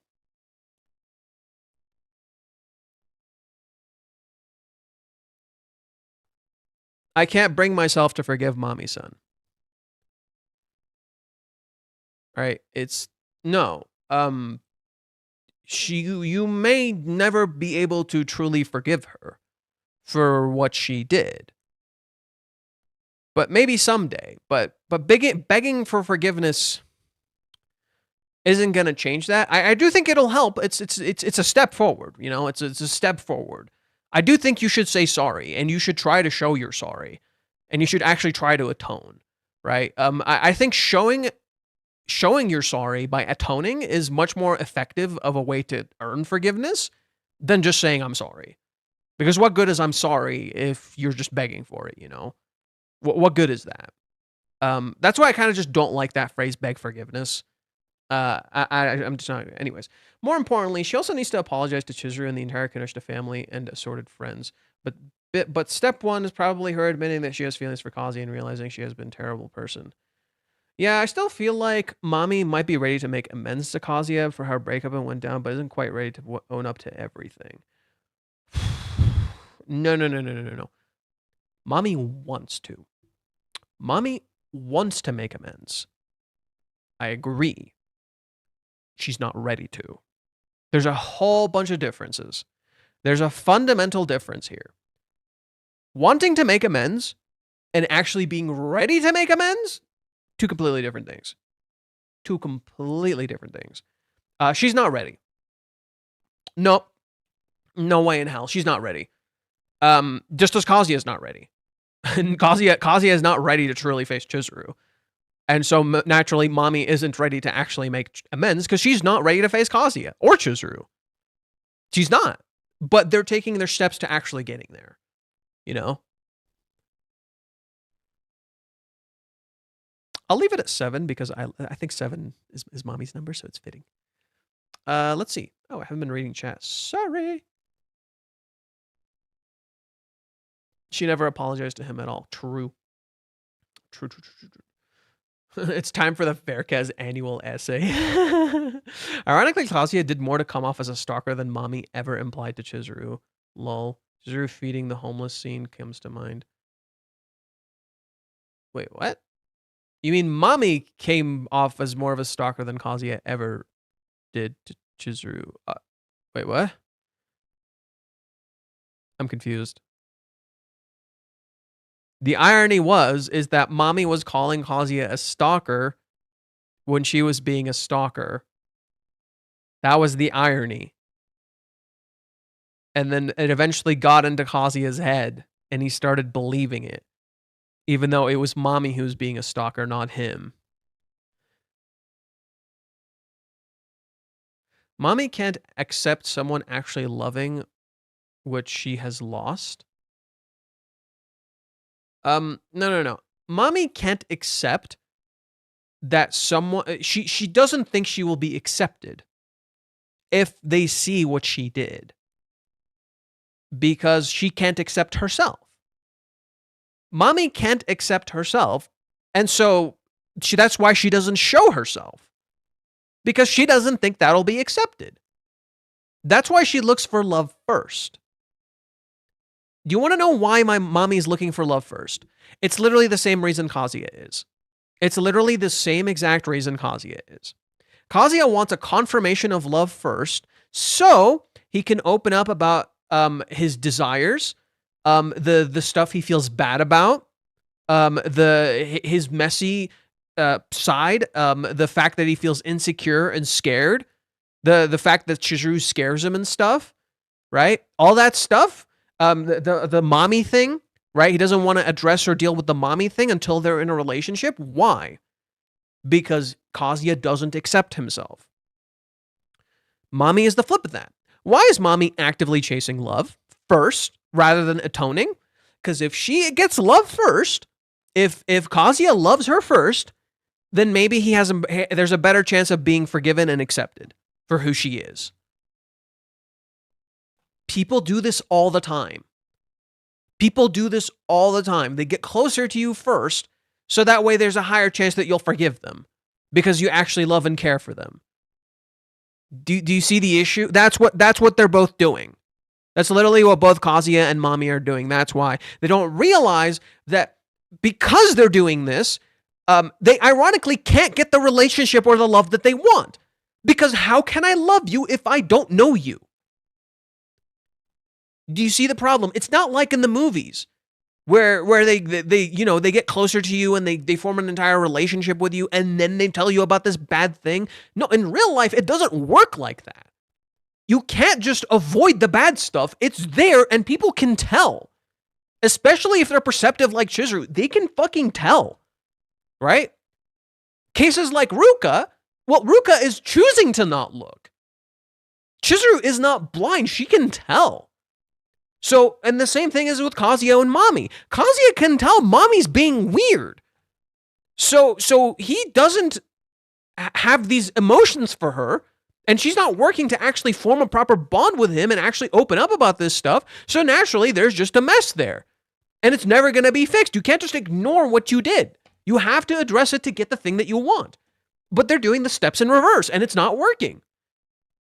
Right? They're trying to do it in reverse. They're trying to get love first, then deal with their issues, but that's never gonna fucking happen. That's literally never gonna fucking happen.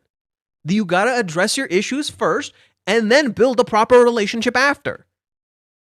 And that's what Reishi's doing right now. He's exploring that particular fucking issue. That they're not dealing with this. This is something they have to deal with. Let's see. Fun metaphor in the title. These two are each other's baggage. Aha. Not the only one who said that, I see. Kazuya overreacts to seeing mommy, which, valid. When was the last time they saw each other and it wasn't awkward? It's still awkward. She's quiet and reserved and doesn't quite get what's going on with her. And he doesn't quite get what's going on with her. Some quick small talk, Ari driving to school, and he takes her to their meeting here as he should. Just a coincidence. She's still acting weird though, and he doesn't know what to make of it. Yeah. And remember, mommy had no idea. Right? Mommy, in my opinion, has the best design in the series outside of Minnie. Chizuru would like a word. Chizuru would like a word. Wouldn't it be mommy's parents more than her first boyfriend, Cyber? What? No, it's her parents are the root of the problem. But the boyfriend is still like a part of that problem. He still fueled the origins. He's like a scar. A scar is still part of the problem. She showed remorse purely by reaching out and talking to Kazuya after the Hawaiians and lunch they had.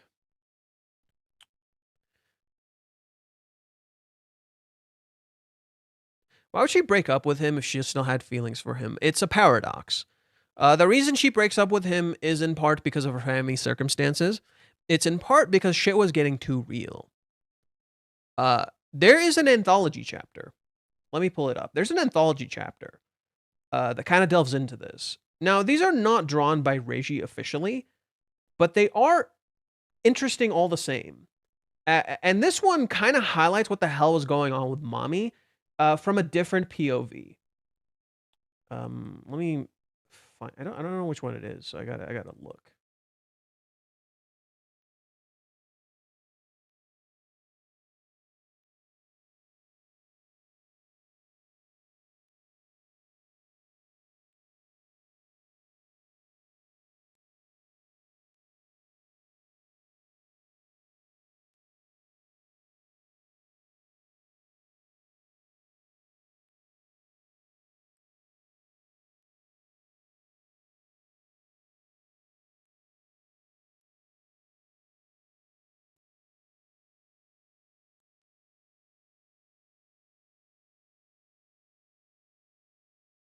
Ah, there it is. So it's really short. Mami Nanami was obsessed with Kazuya Kinoshita. Mami Nanami is cute. Words on the street. I must be an emotional ex-girlfriend whose IQ drops to the level of a rabbit in front of beautiful people. Just a noisy ex-girlfriend to him. Can Kazuya only have positive thoughts? Is it really okay if he is satisfied? Is that an easy mindset to get into with difficulties and rationale and relations going up in flames?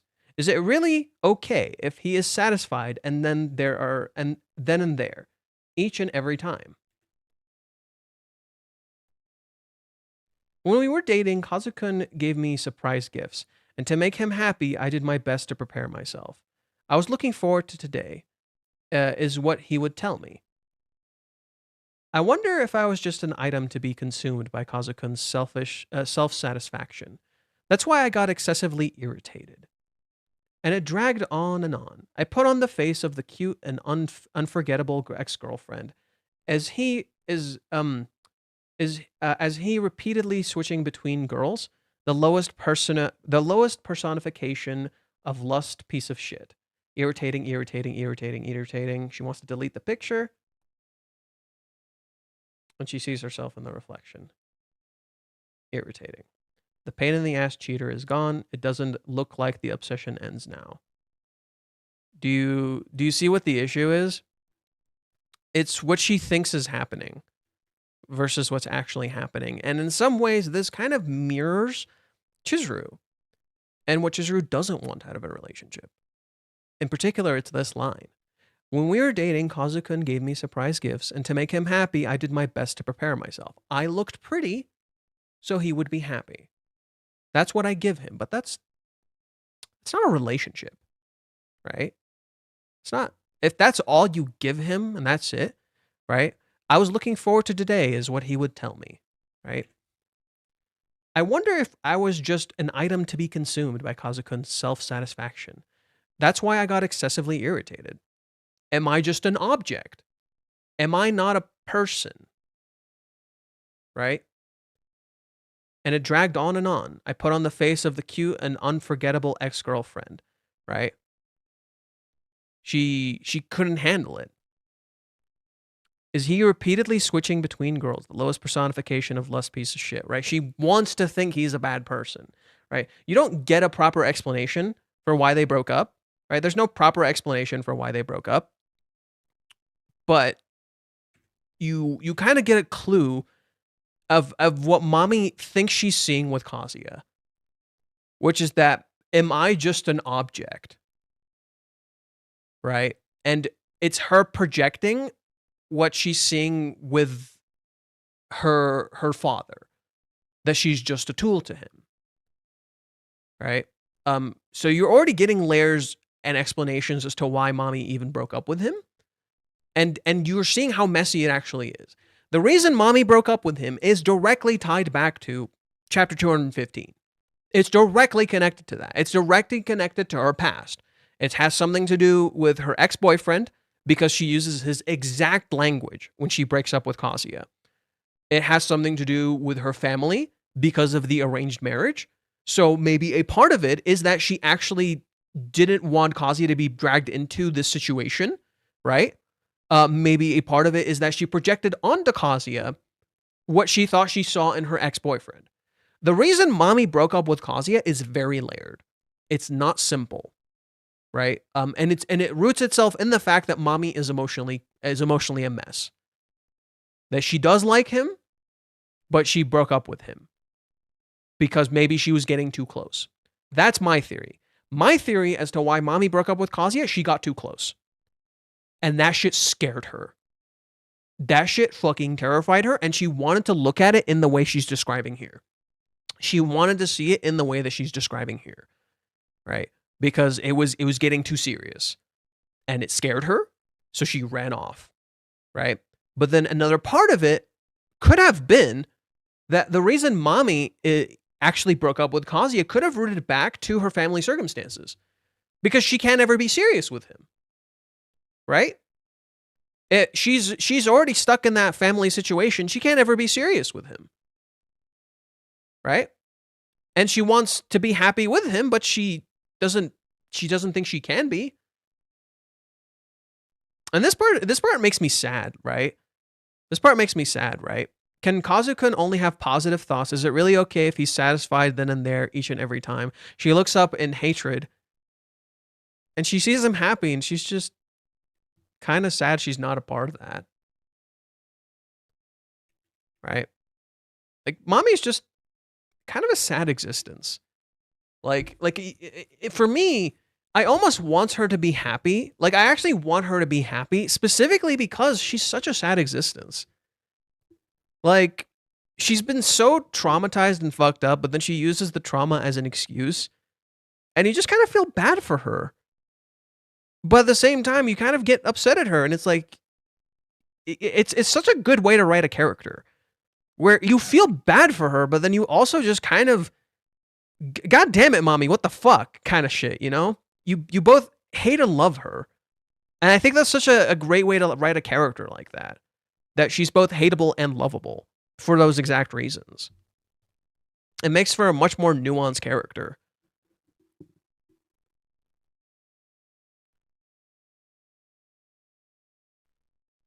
Wiz, I'm gonna need you to calm the fuck down, dude. You're literally always dooming. You're literally always dooming. Reiji literally wrote mommy to be a character to have, like, actually deal with her fucking shit. Right? Not whatever the heck is that. He's not rewarding her. Mommy didn't get rewarded even after Hawaiians. She didn't get anything. Her life fucking sucks. Mommy's life literally fucking sucks. She got, okay, after Hawaiians, sure, she got out of it scot-free. Her life circumstances didn't fucking change. Her life still fucking sucks. She tries to make up with Kazuya, gets nothing out of it, and in the end, she's left irritated. Kazuya then sees her with her family circumstances that she's tried to hide for so long, and now she feels vulnerable and open, and she got screwed over, right? Literally, karma is actively screwing mommy. The fact that people don't see that is hilarious to me. Karma's actively screwing mommy, right? Literally everything she's done has haunted her nonstop. All that's happened to mommy is just she's constantly just been haunted by her actions, and people don't seem to see that, and that's baffling to me. Okay. Kazuya overreacts to seeing mommy, which is valid. When was the last time they saw each other and it wasn't awkward? Yep. He can't concentrate. He hears some other guys in the class point out that mommy is cute. His mind wanders. Yeah, she is cute. She's dressed well, and getting her license is good for her future. I could imagine someone worrying about this, but there's nothing wrong with noticing someone you don't have feelings for is cute. It's clear how meaningless Kazuya's musings here are when he focuses on the video and immediately pictures himself driving with Chizuru. Two interesting points on this fantasy. One is that his picture here is in the rental braid, sort of a negative connotation there, like he's picturing being with a simulacrum. Is that like I know this word, but it's literally like an imagination, like it's not. It's like it's not the real thing. An image or a representation of someone or something, not the actual thing, right? An imitation or a substitute of the real thing. Yeah, they used a big fancy word. But that's what he's used to. It's a small red flag. The second point is that he clearly remembers the braid. It's something that in the story she did specifically for him, which he often can't remember correctly in his fantasies, often scribbled in as an afterthought. So he's seeing her clearly, looking forward and seeing Chizuru. At least this version of her he wants to see. right? He sees this version of her so clearly that it's almost real to him. Whereas Mommy, he doesn't see clearly at all. He sees the rental Chizuru so clearly, in contrast to Mommy, who doesn't see clearly at all, despite Mommy literally being there. The fantasy is more real to Kazuya than Mommy is. And I think that's so fascinating. The fantasy is more real to Kazuya than Mommy is. And that says a lot. Maybe. I don't know how to feel about this mixed messages in this fantasy. That's the point. Anyways, it turns out Kazuya wasn't the only one stealing glances during class. Mommy is occasionally looking back at Kazuya, and after class, Mommy approaches him to check in on his preferred class schedule. She awkwardly asked to take a picture of it, which was very cute but weird. Burst mode. She really wanted to be sure she's got a clean shot of it, huh? Kazuya doesn't get it. She wants to cross-reference his schedule with her own, to come on the same days or to avoid him. They start to split up, but he remembers that he missed a call from her while he was busy on the day and asks what it is about. She hits him with the billion-yen question, do you still love me? What a cliffhanger. The answer is obviously no, but still. I imagine she doesn't ask the question at the end of the chapter if he doesn't reach out first. Yeah, I was saying this. She wouldn't have asked this question if it wasn't for him. You see her turn her head slightly. You see her literally turn her head slightly when Kazuya asks. Notice here, her head turns slightly. Then she turns around fully. It's almost like Kazuya gave her the pass to ask. Right? It's almost like Kazuya gave her the pass to ask. If Kazuya hadn't mentioned this, she wouldn't have done anything. It's like Kazuya gave her the pass to ask.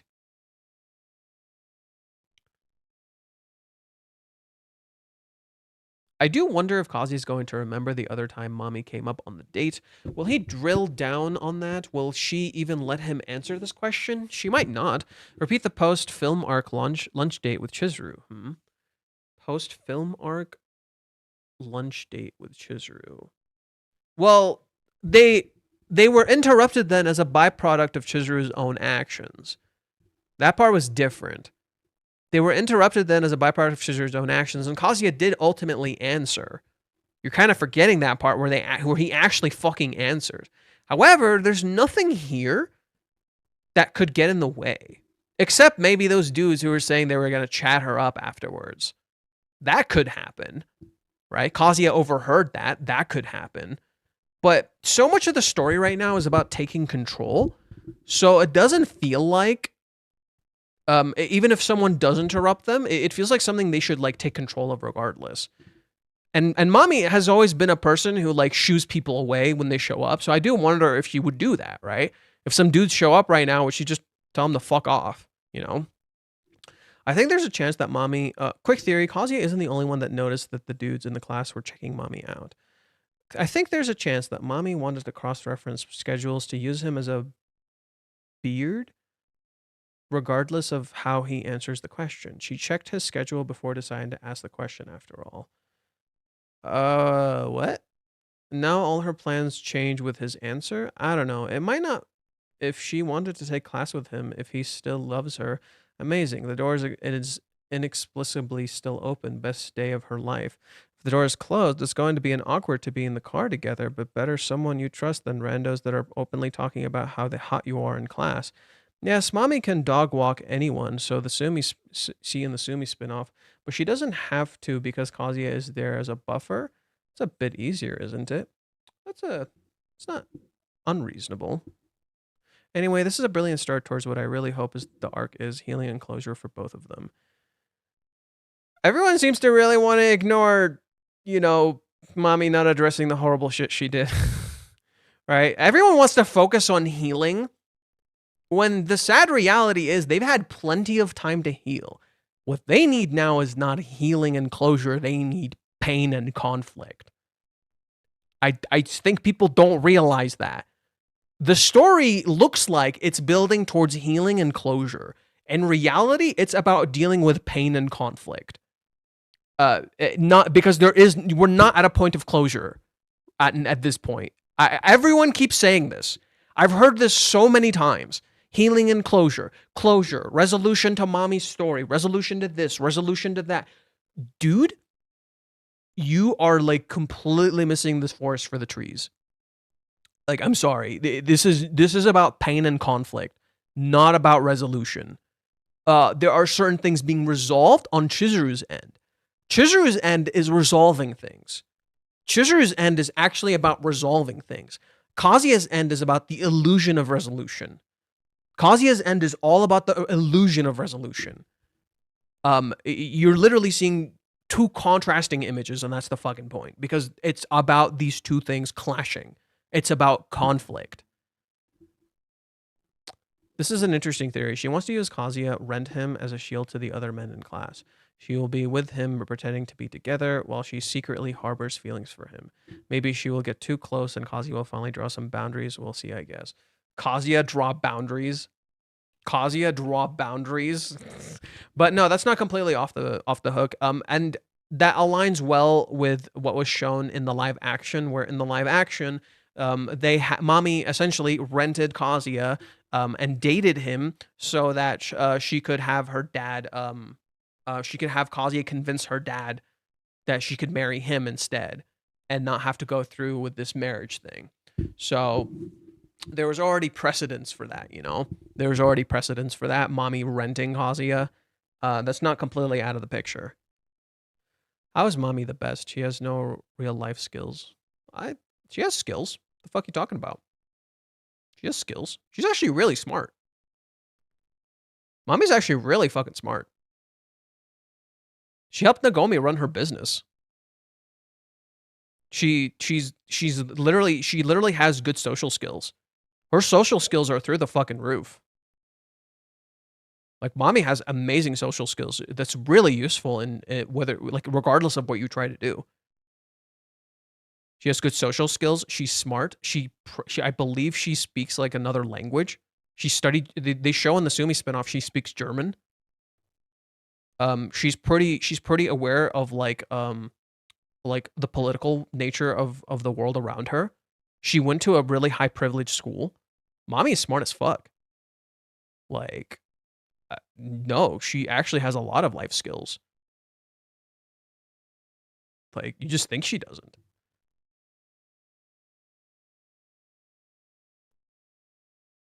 Okay, Wiz, I'm gonna put you on timeout, dude. You're souring the energy here. I don't need that shit.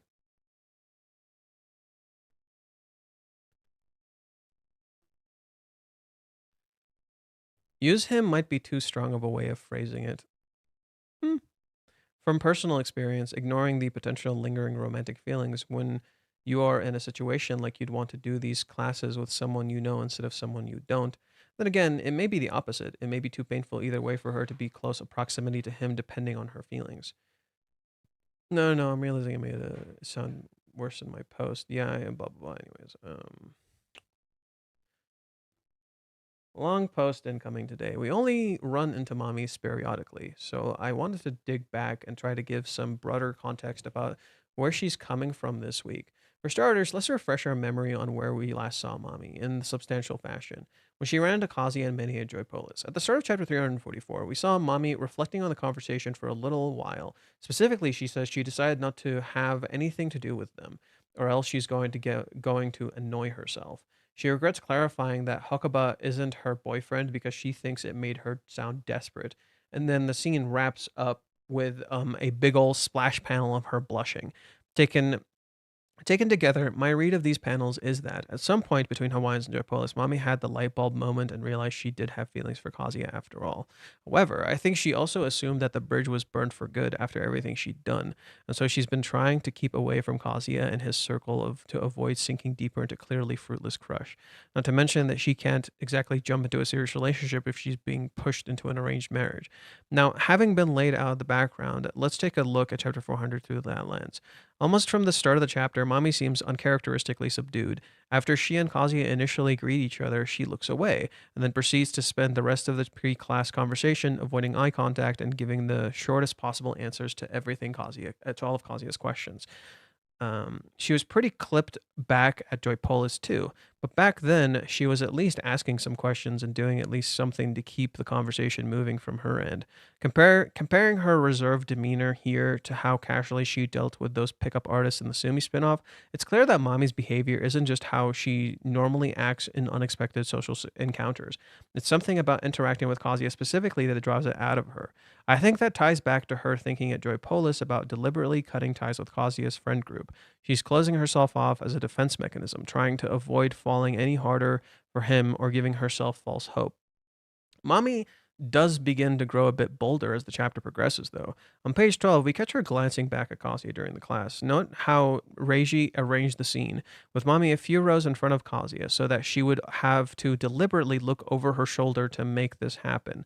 Unfortunately for Mommy, though, Kazuya is too busy thinking about someone else to notice this gesture. Then, after the class wraps for the day, you're saying she did it on purpose? I don't I don't know about that. I don't think she was intending for him to see her. I think she was waiting for the moment where he looked away so she could look at him. Then after the class wraps for the day, she approaches Kazuya again to ask to take a picture of his schedule. It reminds me of how chapter 343, the first question Mommy asked Kazuya was to probe him about Minnie and his relationship with her. In both cases, despite her intention of trying to keep away from Kazuya, Mommy can't help but gather information about him and the odds that he might be on the market. And isn't it interesting, like, she asks Kazuya if Minnie is a rental girlfriend. I'm pretty sure she does. I think she actually does. She asks him if she's a rental girlfriend. Like, remember this thing, right? He's always around all these other women, right? He's always around all these other women. He's a piece of shit. He's irritating, right? It's annoying. And then she's like, I hate this. I hate feeling this jealous. But with Minnie, pull it up.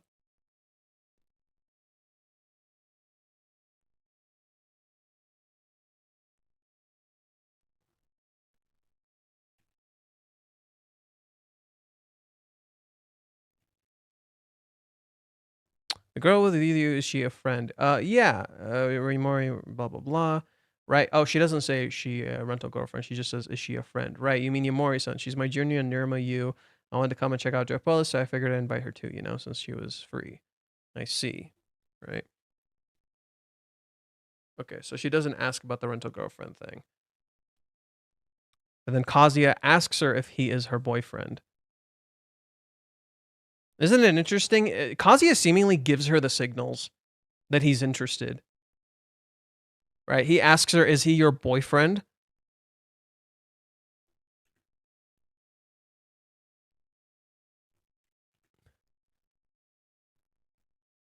Right? And Mommy tries to deflect from that instead of answering. Kazuya is seemingly giving her the signals he's interested, and he doesn't realize it. It's no wonder. It's no wonder Mommy thinks there might be a chance. He's seemingly giving her signals he's interested. He asks if he's her boyfriend. He keeps like giving inclinations that he's interested a little bit. Damn.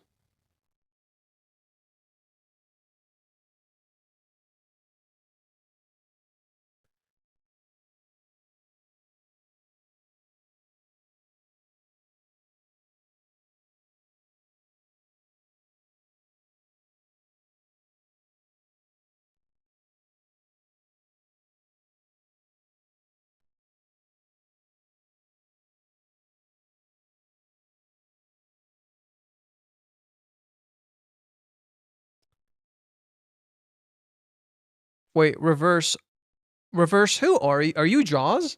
Or are you just someone else?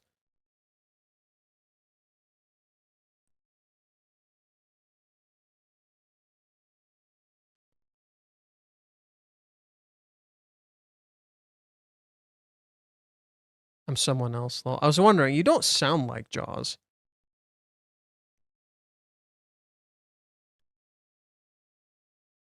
Rishishi's blind to subtle flirting. Well, that's the thing about Kazuya. He's not, like, aware he's doing this.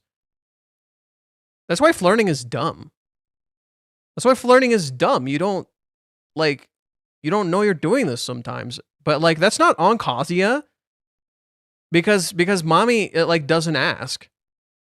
I don't think that's completely on Kazuya in that case. Yeah, sure, that could be implied that way, or maybe it's not. You don't know.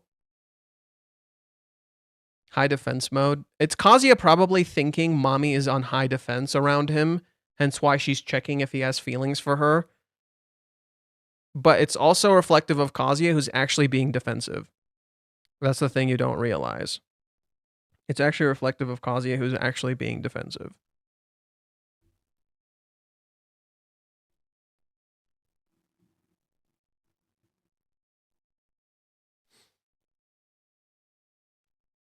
Mommy does begin to grow a bit bolder, blah, blah, blah.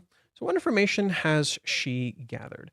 In chapter 343, Kazuya told her that Minnie was just a friend. She's my junior near my U. We also need to jump back to Kazuya and Mommy's last meeting before then. In chapter 263, where she invites Kazuya out to tea, just to confirm he's not actually dating Chizuru. Let's put that on a timeline. Everything in Hawaiians happened last November. It was 5 months later, in April, where when in the cafe meetup happened and Kazuya confirmed that he still wasn't dating Chizuru. Given this information and Mommy's separation from his social circle, it wouldn't surprise me if she thought Chizuru was out of the picture entirely. Well, no. She knows Chizuru is in the picture because of chapter 309 and 310. She literally says, okay, they're still interacting, but she doesn't know if they're together or not. She's just confused as to what's going on between Chizuru and Kazuya because they're seemingly not together, but they're still interacting. So I don't agree with that. No. She just doesn't have clarity on the situation. Sure enough, the next time Mommy sees Kazuya a few weeks later, he's out with some other girl, and Kazuya is quick to clarify that he isn't dating her either. In short, based on Mommy's information, she likely thinks that Kazuya is completely available. This was the information Mommy had in hand when she called Kazuya on May 17th, and Kazuya didn't pick up the phone then, but he's evidently interested in what she had to say. Fair enough. Interesting enough to follow up on it when he sees her next time, when he next sees her. And with that information she does have in hand, Mommy decides it's worth the risk to break her nothing to do with them policy a little more than before. She decides to build on her information gathering with a question that's going to be a little harder to play off as a casual small talk. That's a fair assessment. I don't agree with everything, but I can kind of agree with that final assessment that you wrote. I'm gonna keep it at 7. I'm not giving you another one because 7 is Mommy's number. Spilling out miscellaneous thoughts into spare comments to avoid clutter. The first one. As you probably already know, the answer to Mommy's question is no. I don't think Kazuya feels negatively towards Mommy, but he doesn't really think about her at all, and his demeanor towards her mainly bends towards generically cordial. Kazuya being Kazuya, I wouldn't be surprised if he gets a bit flustered, panic about this sudden question, but we all know where his heart lies.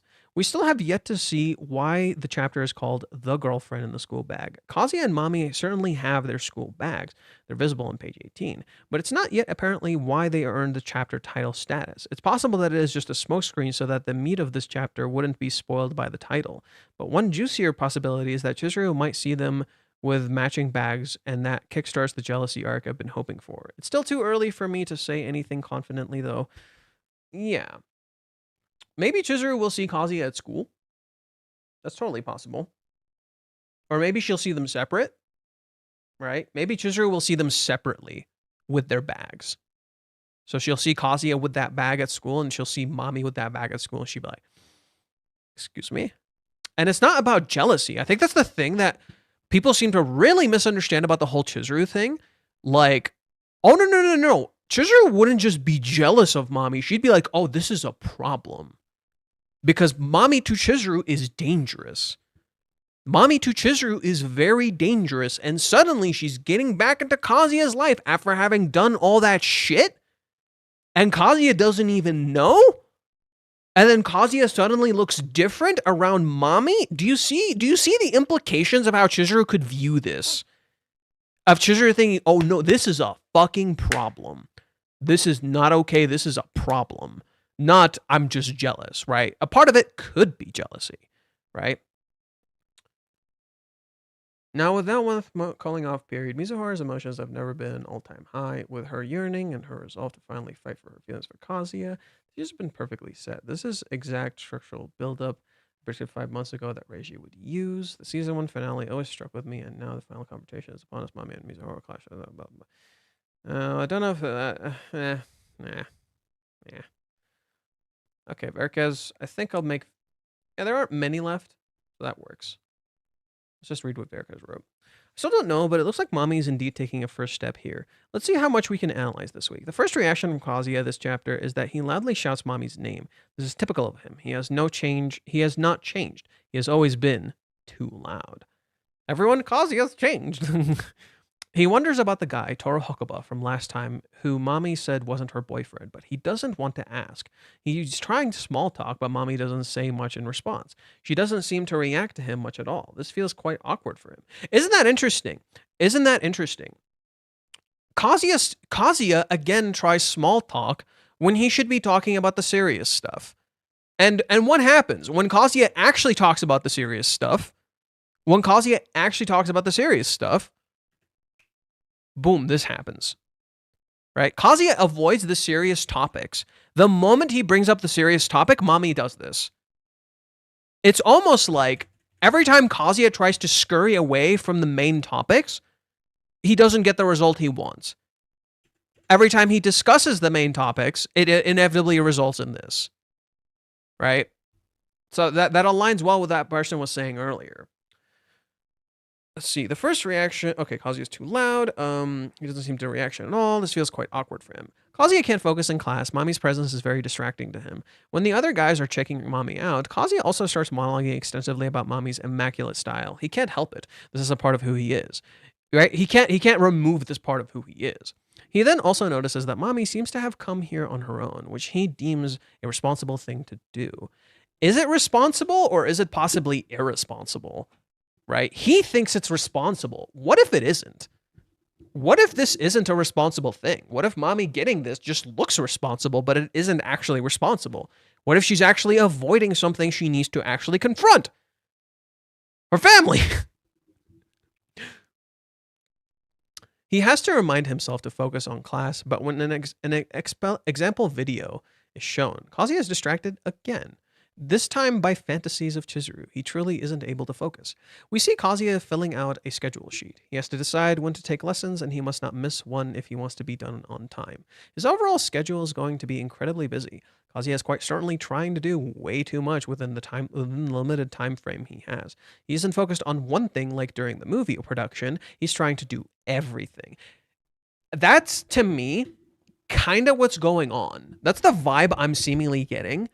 From what Kazuya is doing. In the movie arc, he focused on one particular thing. Here, he's literally trying to do everything, right? He's trying to be the everyman. I can do everything. I am amazing, right?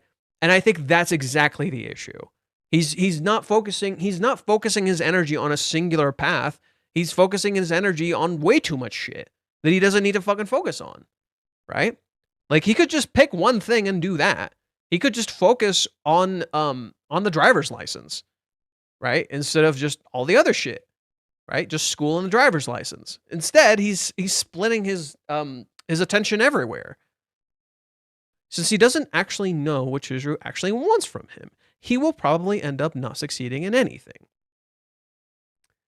Many asks him if he's done with his schedule and if he can take a picture of it. Once again, typical for Kazuya. Oh my god, and didn't Kazuya have miss a year in college?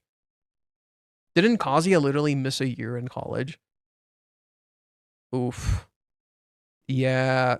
Oh man. What if Kazuya like fucking flubs this? And then Chizuru helps him get his fucking act together. Oh, I could totally see that happening. Kazuya might end up flubbing all of this insanely hard. Like, he's gonna fuck up with everything.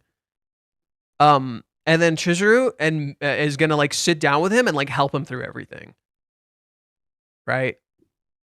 And I think that would be a big moment for Kazuya's character, to rely on Chizuru and be like, I need your help to like get through this, like, and then, you know, she could like help him get through his stuff, or maybe help him manage his time. You know, considering Chizuru is the time god, Chizuru is literally a time management god. Kazuya fucking up his schedule and then Chizuru helping him get it back on track. literally set up her own version of the movie arc, dude.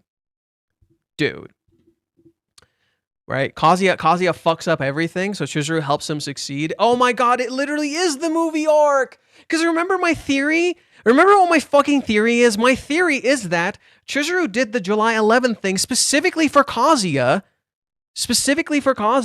so that, what is it? So that Kazuya would focus on his school stuff. Okay? Now flip that.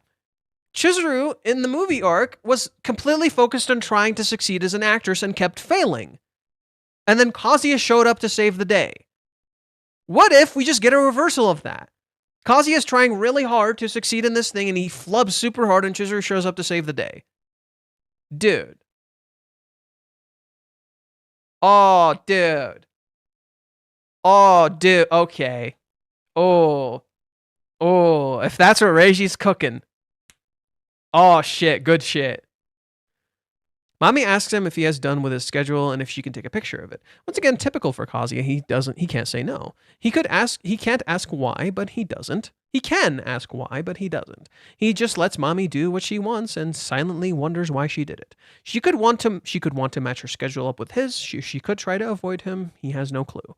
Mommy is about to leave when Kazuya remembers that she tried calling him before. He asks what she wanted, but of course not without apologizing for not answering the call and not calling back. Instead of an answer, Mommy turns around to ask Kazuya if he still loves her. What next? The teaser for next time is high defense. I don't really know what to make of the teaser, but if someone's going to go on the defensive, I think it will be Kazuya. Mommy seems quite confrontational here. But that's the thing, though. In being confrontational, it could reflect her high defense. I think Kazuya is the one who's saying that.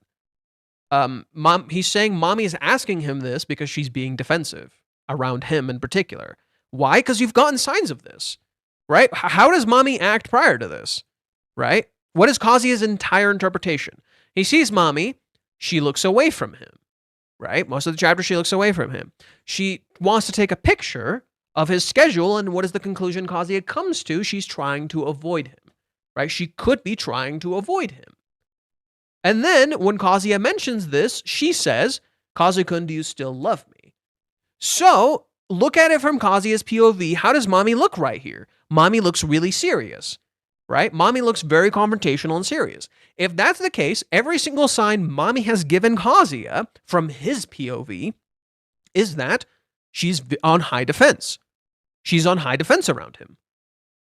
So that's what I think it is. It's literally Mommy being defensive in Kazuya's POV when that's not the case. Chizuru shows up wearing glasses and twin braids to help them study, maybe.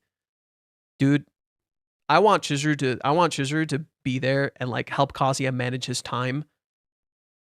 I think that's what Reiji's building to. Just Kazuya big flubbing this. Kazuya mad failing. And then Chizuru is just like, I'm here anyway. I'm here for you anyway. Like, I think that's what's gonna happen. Kazuya is gonna flub this hard. He's gonna fuck up. And Chizuru is gonna be there. Dude, that's a total Chizuru move. Like she would totally do it too, because she can give him something. She wants to give something, right? Chizuru's entire thing is she wants to give, and if she sees Kazuya in need, right in there, dude. Immediate, yes, I can give him. Yes, literally, Chizuru. Yes. Let's see.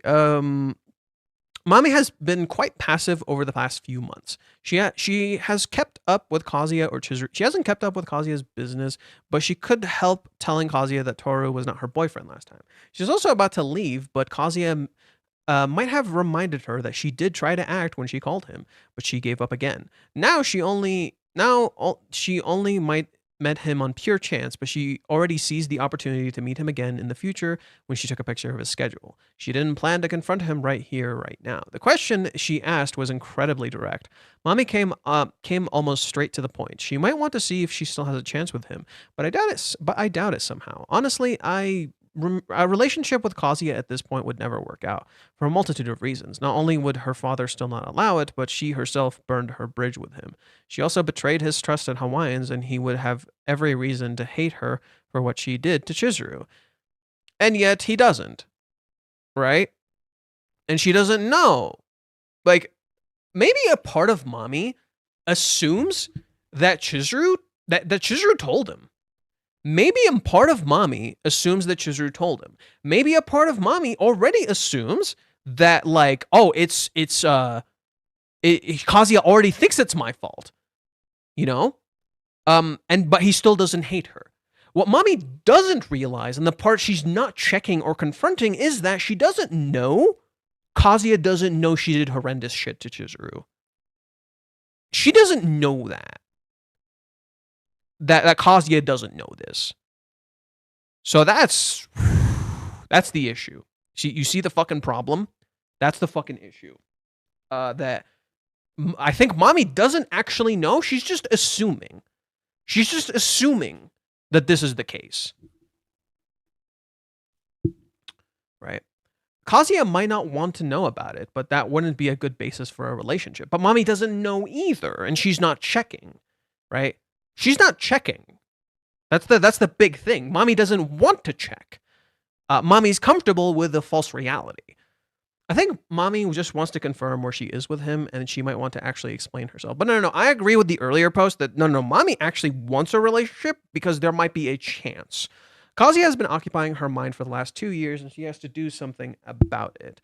It would be interesting how Kazuya is going to react. He was always just made assumptions and has never actually confronted his problems or confirmed anything. Even right now, he isn't actually facing Chizuru. He is running away, but busy with getting better on his own. He never asked if Chizuru wanted any of this. A part of him doesn't want to know. He's scared to ask. Mommy has also been running away, never actually confronting Kazuya, but she has turned around to face him. She knows she had to eventually. Kazuya has never confronted mommy. She had ghosted him before, but even after that, he never actually asked her why she rejected him. He doesn't know anything. He only made assumptions.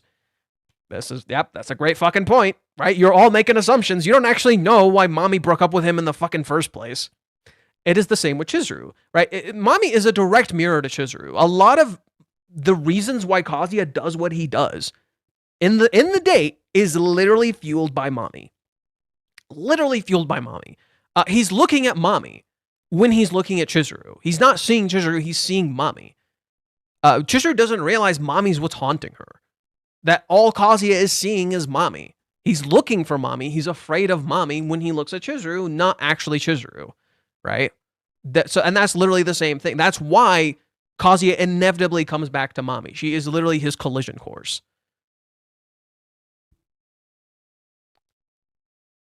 Let's see. He also didn't ask her for clarification on why she actually rejected him. He only made assumptions.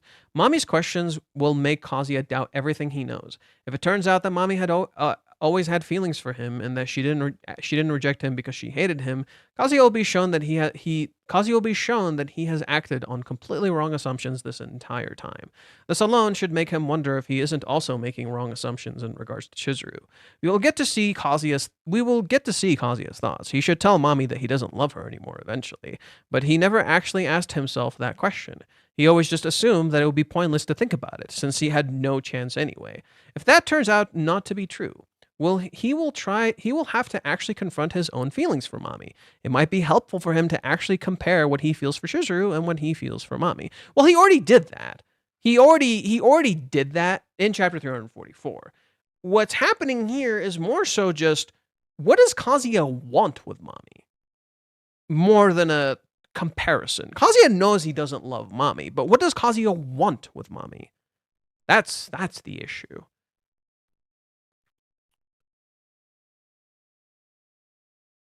Shout out for your almost perfect prediction about what mommy was about to say. Yes, I was at the end of the chapter in their meeting, and it was a question, not a stated fact, but still pretty spot on.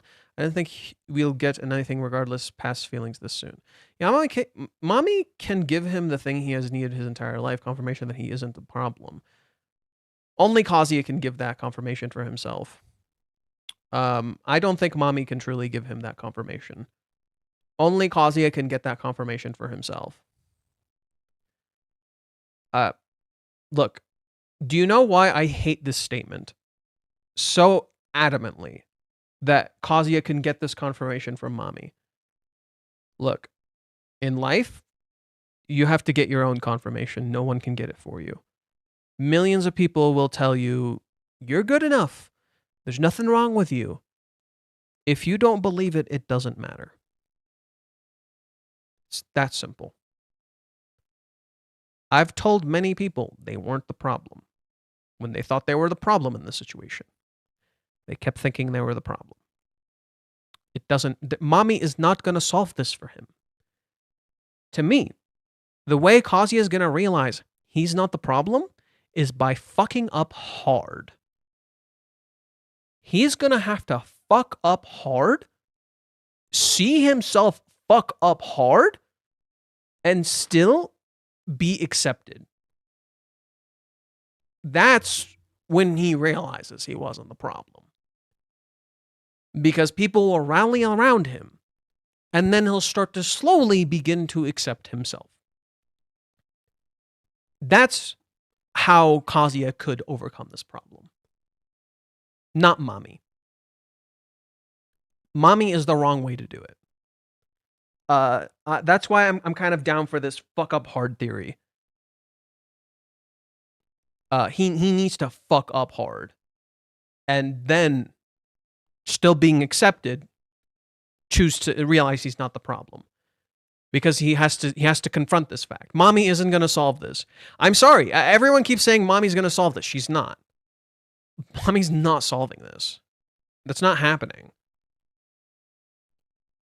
They didn't break up because of him. He isn't an unlovable goblin that he believes he is. This thing he chalks up to his kindness are real. Could be life-changing. Could.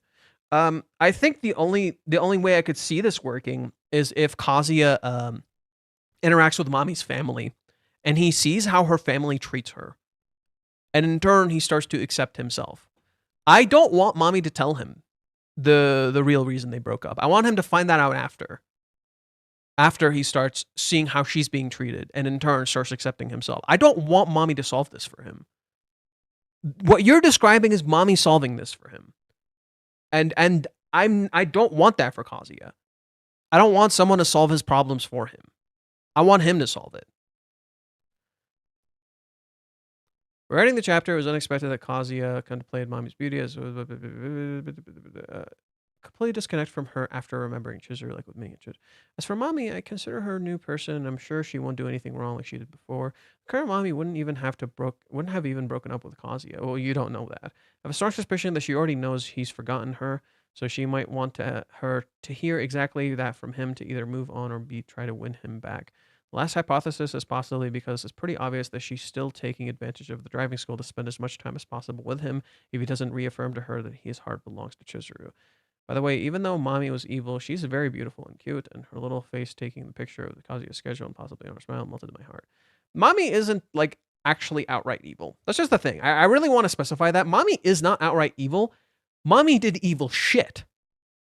I'm of the belief that you can do actually evil shit and not be evil.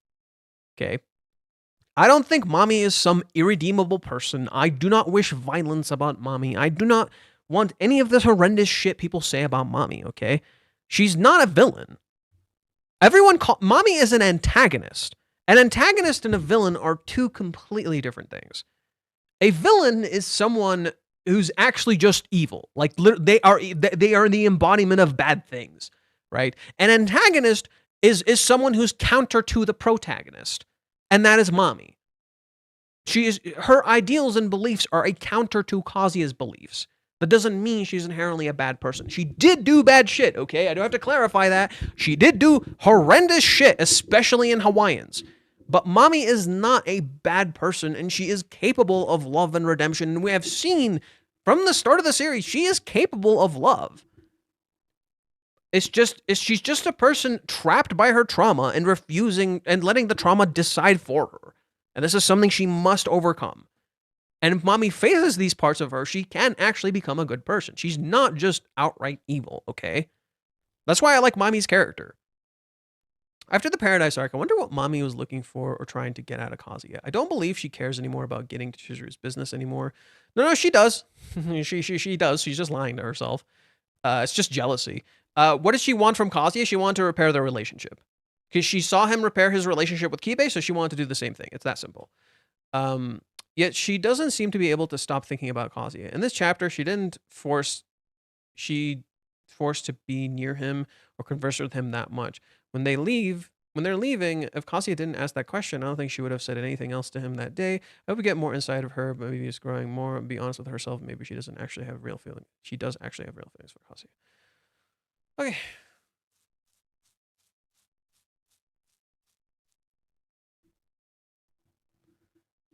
Yeah. Okay. We'll read what Mute said. And then there's one other post I'll read, and then we'll call it a day. This is a reflection of the impression piece of Satisfaction Level 100. Regarding the chapter title, Her and the School Bag, I'd like to think about why it's called School Bag. The school bag for Karada Driving School, Mami and Kazuya have supposed to be a driving school distributes these bags along with materials and textbooks. But why is this the title? The first reason is that the school bag is a symbol of students and represents the relationship between Kazuya and Mami. Right? And how did Kazuya and Mami's relationship start? School. How did their relationship start? Literally school. Driving schools are also a place to improve immature driving skills, and there's also the meaning of correcting the past trajectories that diverged because of their immaturity. Yeah, I agree with this. The second is that bags have the secrecy and their contents are unknown to anyone other than the owner. Ooh, true. That's a good catch. It also evokes a sense of unease that something must have been hidden or schemed inside a bag whose contents are unknown. The fact that both of them have the same bag suggests that they are standing on the same field and that Kazuya and Mami are on equal relationships. While Kazuya also belittles himself by considering Chizuru as a superior being, he is equal to Mami. This is where I raise something interesting. Kazuya and Mami have bags that are identical, right? They have two bags that are identical. They also have two bags that are completely different, right? On one hand, they're on completely even footing. On the other hand, they're on completely different footing, right? Kazuya's bag is more, basic and normal. Mami's bag is literally like a princess bag. So on one hand, they're completely equal. On the other hand, they're not equal whatsoever, with their bags literally being at different heights, right? These two bags, the same exact height. These two bags, completely different height and completely different color and design and everything, right? And one bag is over Kazuya's heart, one bag is on Mami's shoulder.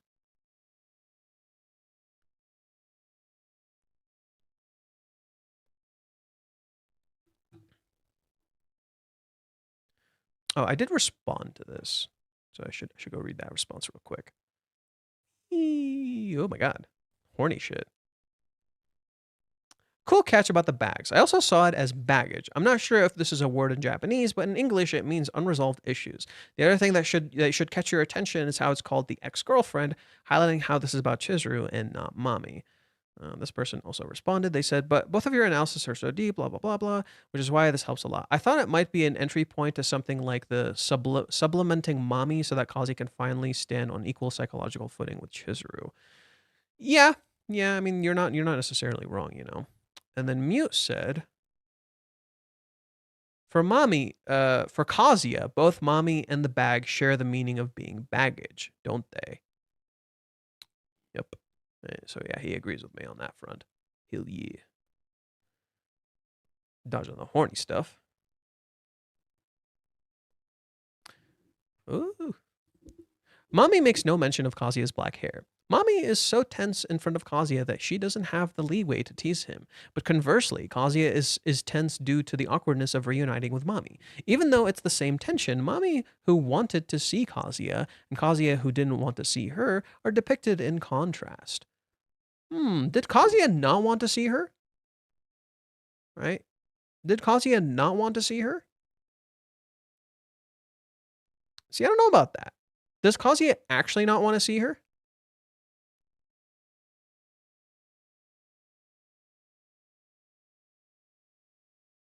Yeah, we don't know that.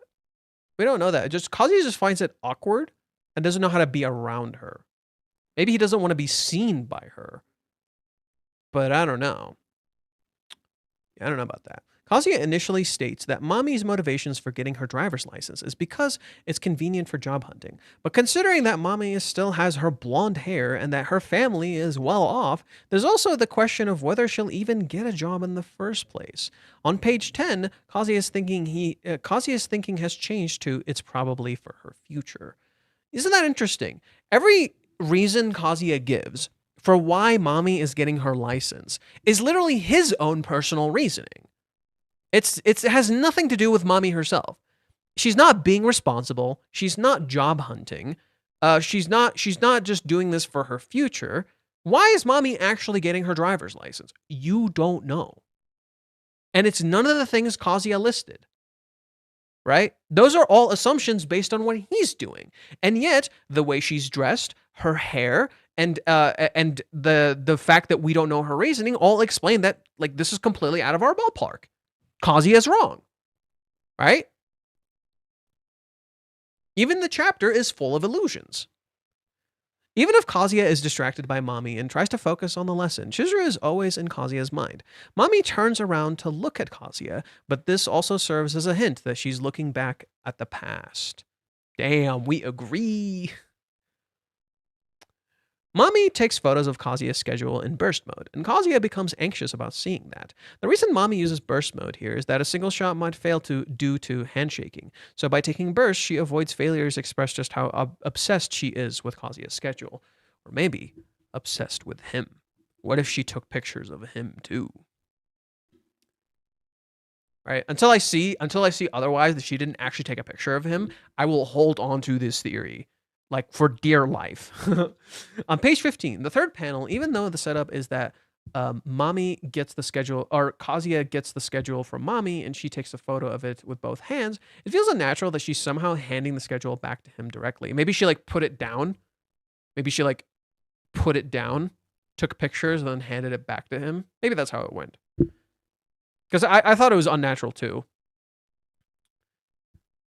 Mami doesn't think Kazuya is dating Chizuru, though in reality he is. I think the phone call Mami made while Kazuya was on a date was something like, "If you still like me, I want to get back together."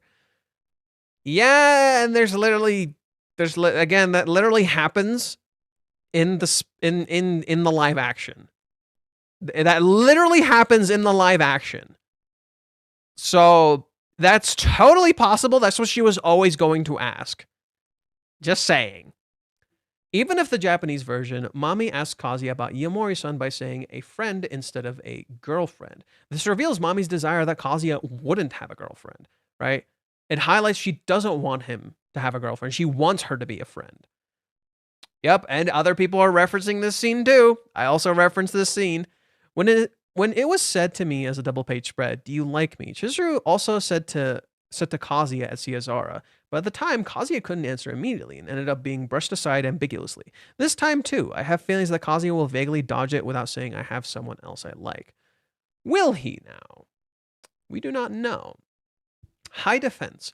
Emotionally speaking, high defense refers to a state where someone won't open up their heart even when you try to coax information out of them. I predict a scenario where Kazuya asks Mami, "Why are you asking something like that?" But Mami doesn't answer, leaving Kazuya confused and thinking she's got high defense, but what should I do? That or Kazuya immediately thinks she has high defense because of how she's acting and asking that question. The analysis of the bag was interesting. I remember that it started from this scene in episode 1 where Mami dumps Kazuya. At the time, what was the reason for dumping ever stated? Even when they meet again as new students or something at this driving school, Kazuya's feelings are already set. It would be nice if something like Mami's complex emotions that she detected were depicted. In episode Mom, so I end up falling for someone else, right? I think that's a lie, though. It's true that while a development with Kazuya answers that he still likes Mami and they end up dating so obviously out of the question, there are indeed some people who would think that's how it goes.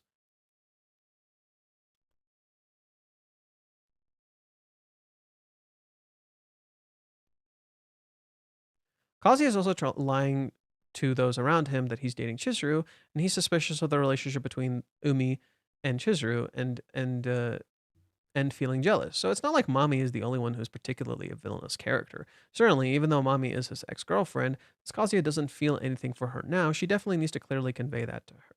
He definitely needs to convey that to her.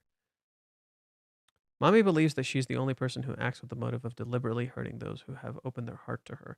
And she does so in order to drag everyone down the same level of high happiness as herself. No, that's not. That was her excuse in Hawaiians. That's not Mommy's character. That used to be the case, but I think Mommy's view on love changed after Chizuru told her that Hawaiians they examine your true feelings. That was only in Hawaiians, and you were seeing Mommy at her absolute worst. Okay, you were seeing Mommy at her absolute fucking worst. You know, so that's just not a fair thing to say.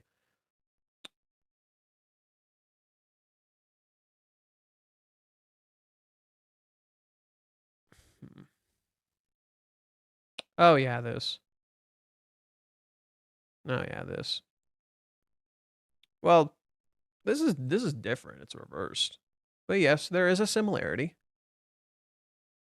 The questions are reversed. He's asking, "Do you like you like that guy, don't you?" Mommy's asking, "Do you still love me?" There's a similarity, but it's not the same. It's because Umi and Mommy are meant to parallel each other, right? They're supposed to be inverses. I've discussed thoroughly in the past how Mommy and Umi are like the inverse of each other, right? So, yeah. See, there was something else I bookmarked. Let me check.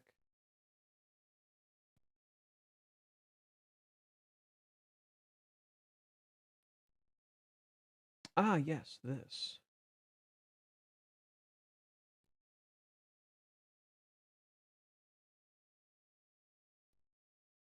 I had meant to read this.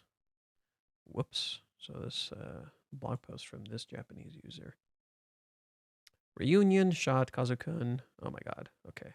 I guess we're not doing that. Deep L it is. Copy.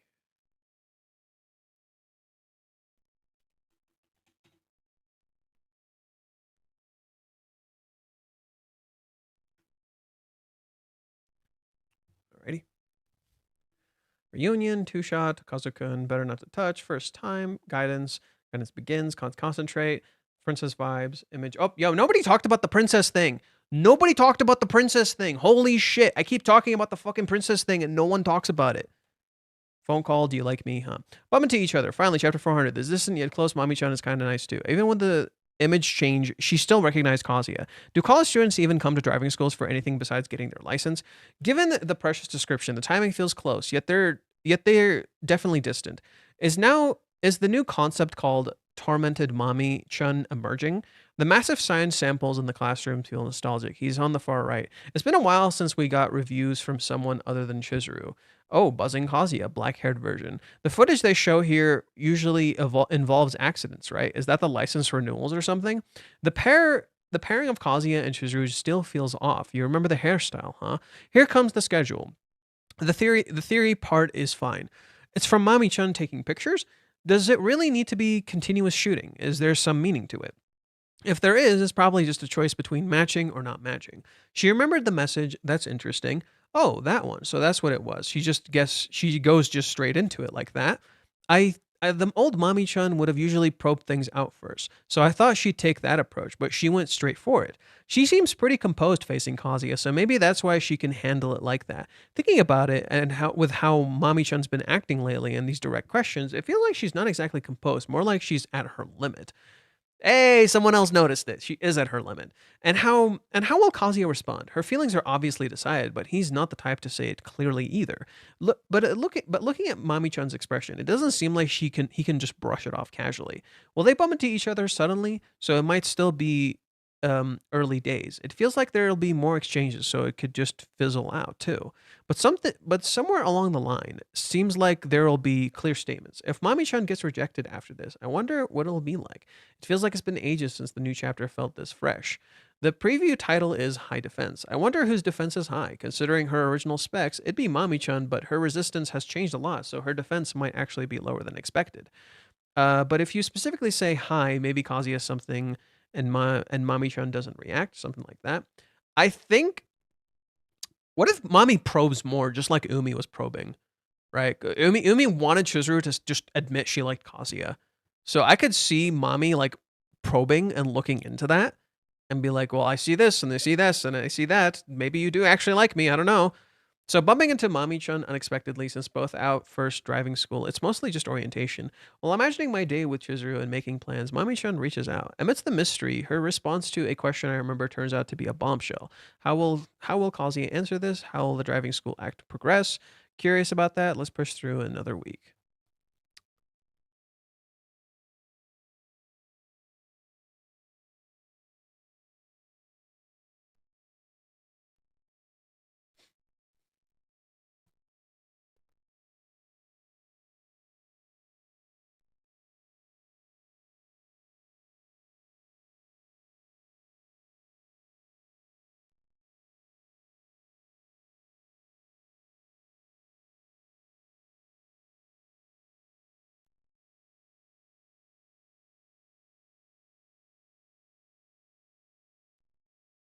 Okay. Getting a little tired. It's 5 o'clock. I'm gonna have to sleep early today, so I might call it here. Yeah, I think this is a decent place to call it.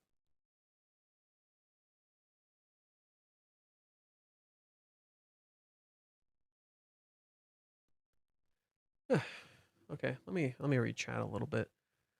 Just arrived. So does that mean Kazuya really has feelings for Mami or just trauma? No. Um, Chizuru is gonna see Mami with the bag, then she's gonna see Kazuya with the same bag. Internal jealousy, panic issues, and she offers to help Kazuya study. Everyone can be redeemed, but not everyone will redeem themselves, and some might do more bad things and devolve. That's an evil person. No, just because you do more bad things, it doesn't mean you're an evil person. I really think it's evil is a very common thing, and it's not necessarily who you are. To me, a truly evil person are people who do not value others to such a degree that like they're just unforgivable filth, you know. Like there's just you don't like to the point where you can just see someone and be like, you just don't value life. That's genuinely evil shit to me. Mommy doesn't even come close to that. Mommy to me doesn't even come close to that level of evil. Like I think Mommy has done evil shit. And it's more evil than like some other people, but she's not evil. And it's not just about continuing to do bad things. You could, like, for example, look at an addict, right? Look at an addict, for example. An addict will keep doing bad stuff. That doesn't necessarily mean they're a bad person. That could be a byproduct of their circumstances. It's very hard to actually define a bad person, but everyone wants to label things very, very easily. It's so easy to label things because it's easier to understand when it is labeled. Rather, it's harder to actually look at the circumstances of these things and truly see whether it is truly that or not.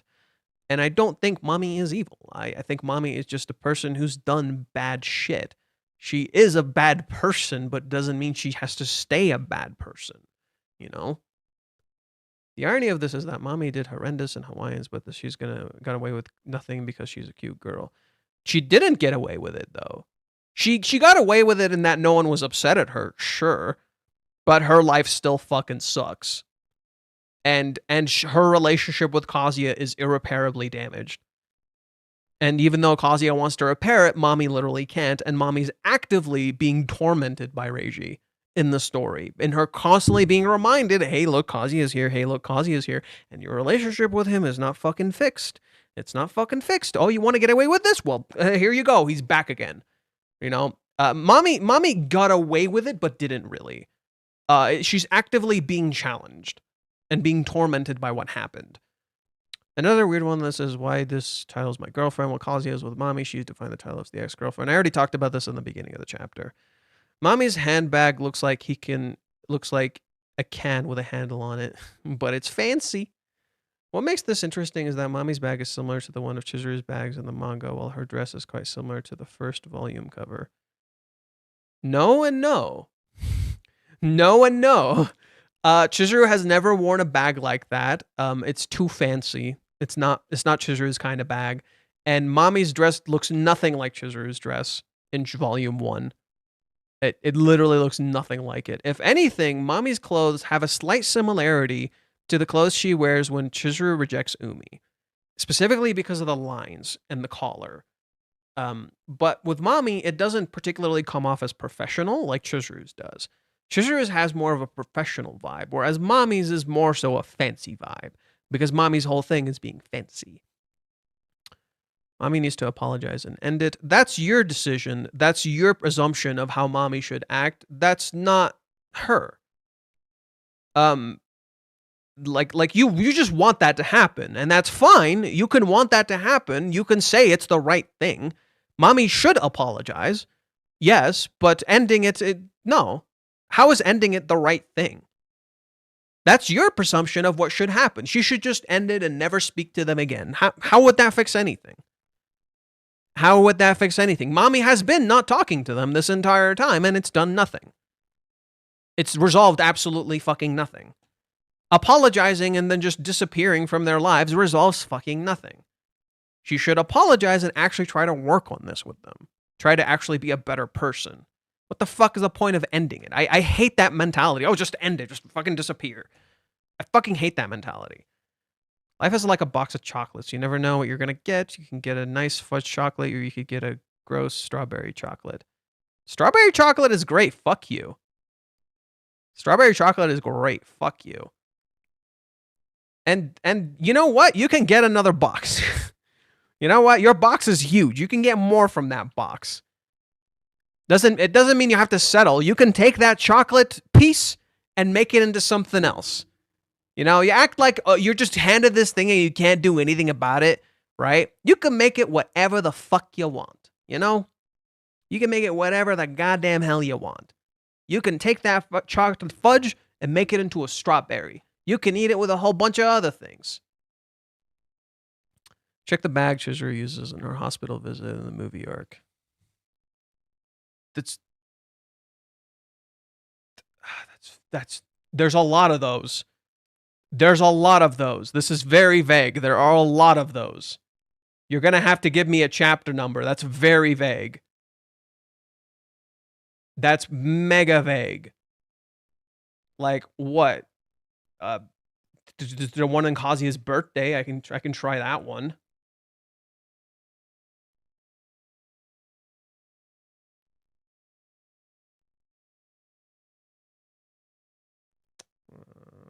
Let's see.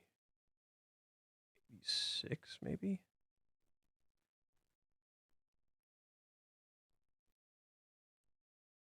Seven is when she gets there, so I could probably see it here. Okay, not that one. There's like 112 maybe. It's similar, but it's not the same. It's similar, but it's not the same. Right? It has extravagant crystals. Yes. But Mommy's bag is not the same. Mommy's bag has that cross-hatch pattern, right? It has those crossing patterns, which makes it look more fancy, right? Mommy's bag is similar, but it looks more fancy. Chizuru's bag is also not one that's hung on the shoulder, I believe, right? There's a difference. Chizuru's bag is not hung on the shoulder. You carry it with your hand, which makes it less fancy, right? Like notice how Chizuru carries it with her hand, right? It doesn't hang on her shoulder. It hangs in her hand. Because it doesn't hang on her shoulder, it doesn't come off as overly fancy. Mommy's is more extravagant for a very simple reason. It has that handle to hold it there from the center of the actual thing, but it also has the thing you hang on your shoulder, which makes it feel more fancy and lazy. There's a laziness to Mommy's bag that it hangs on the shoulder like that. It's because the bag is meant to be shown off. This particular kind of bag is meant to be shown off. Whereas Chizuru's bag kind of feels a little more cute. It feels like she's carrying it and it looks cute and expressive and it has crystals on it, which gives it the vibe of like young and innocent. Whereas Mommy's bag, it has the vibe of young and innocent, but it also has a sense of laziness to it and this idea of trying to be extravagant and fancy, specifically because of the strap that Mommy has on her shoulder. specifically because of how she's carrying it and how it looks. It creates a contrast between Kazuya's bag and Mami's bag. The thing you're missing about Mami's character is that everything about her design is meant to be fancy. It's meant to be princess-like. Everything about her is princess-like. That is a princess bag. That is a princess dress. Those are princess boots. She is a princess through and through. The only thing she's missing is a crown. I think Chizuru will give Kazuya a late birthday gift regardless at some point in these chapters. Yeah, I definitely think that's going to happen for sure. I agree with that. Sometimes you have to cut people out of your life. If Mami cares for Kazuya and wants to be in his life, he needs to show him she deserves to be. Well, I've only ever removed a few people in my life, and to be fair, it was kind of somewhat of a mutual thing. It's rarely been not mutual. And that's the thing. I don't like cutting people out of my life. I think sometimes people just disappear from your life because they never really cared, you know? And as someone who hasn't had many people that go out of their way to talk to me, that's why I value most people in my life, and I try not to really cut them out. Mami has tried to remove herself from Kazuya's life, to be honest, right? She's not really interacting with him. And now she's trying to, you know? And I think that's the point, is like, okay, if you really value him, you have to try to be in his life. And so Kazuya and Mami mirror each other in that Kazuya is saying he wants to be in Chizuru's life, and yet he's not interacting with her. In contrast, Mami is seemingly interested in being with Kazuya, yet she's not really being a part of his life at all. Do you see the issue? That's the point. So I do agree in that you have to make an effort to be in someone else's life. But it's not about deserving to be, right? I don't like that idea of deserving to be. I've never liked that. I think you have to earn it. Earning something and deserving it is two different things. You know, I think Mami needs to earn her place in Kazuya's life, and I feel like that's a little different from deserving it. Because deserving it is like, it's like something that's being owed, whereas when you earn it, it's like you actually made an effort, and I earned my place here. You know, it's not that I deserve it. That's kind of how I feel. Like Mami needs to put more of an effort in for this relationship. You know, people who say she should apologize are the same people who say I can fix her. Lol. That's a very weird correlation, and I don't really agree. It's a really weird correlation, and I don't really agree.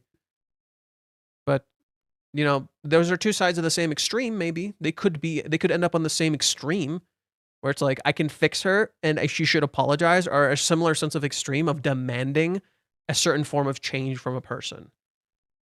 So that I can agree to.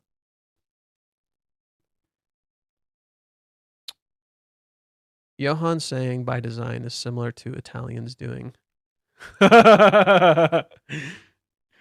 Let's not forget that Mami did not say happy birthday in this chapter either. True. Does Mami even know his birthday? Bro, does Mami even know his birthday? Maybe she will next chapter. I only have one friend from high school that I still talk to. I have two. We talk every day and we try to get together and hang out, but our times are never meshed. Quality over quantity is what you want with your friends. Yeah, I mean, those two that I mentioned are my best friends, and I've known them since high school. And we don't even live in the same state. We don't even live in the same state anymore, but we still talk. I still check in, and whenever we talk, we're like, "Hey, it's been like fucking 2000 whatever. It's been like literally like a few months, bro. What's up?" And then we just talk casually. And I think that's, you know, a good relationship. A lot of my friend group is ironically more from college than it is from high school. I've only had a few friends from high school left over. I don't really remember much of my high school friends. Yeah. My first girlfriend was also from high school, though. Yeah, my first girlfriend was from high school. Looked a little like Mami. That's one of the reasons I kind of related to Kazuya a little bit. I'm like, damn, bro. I also dated a Mami.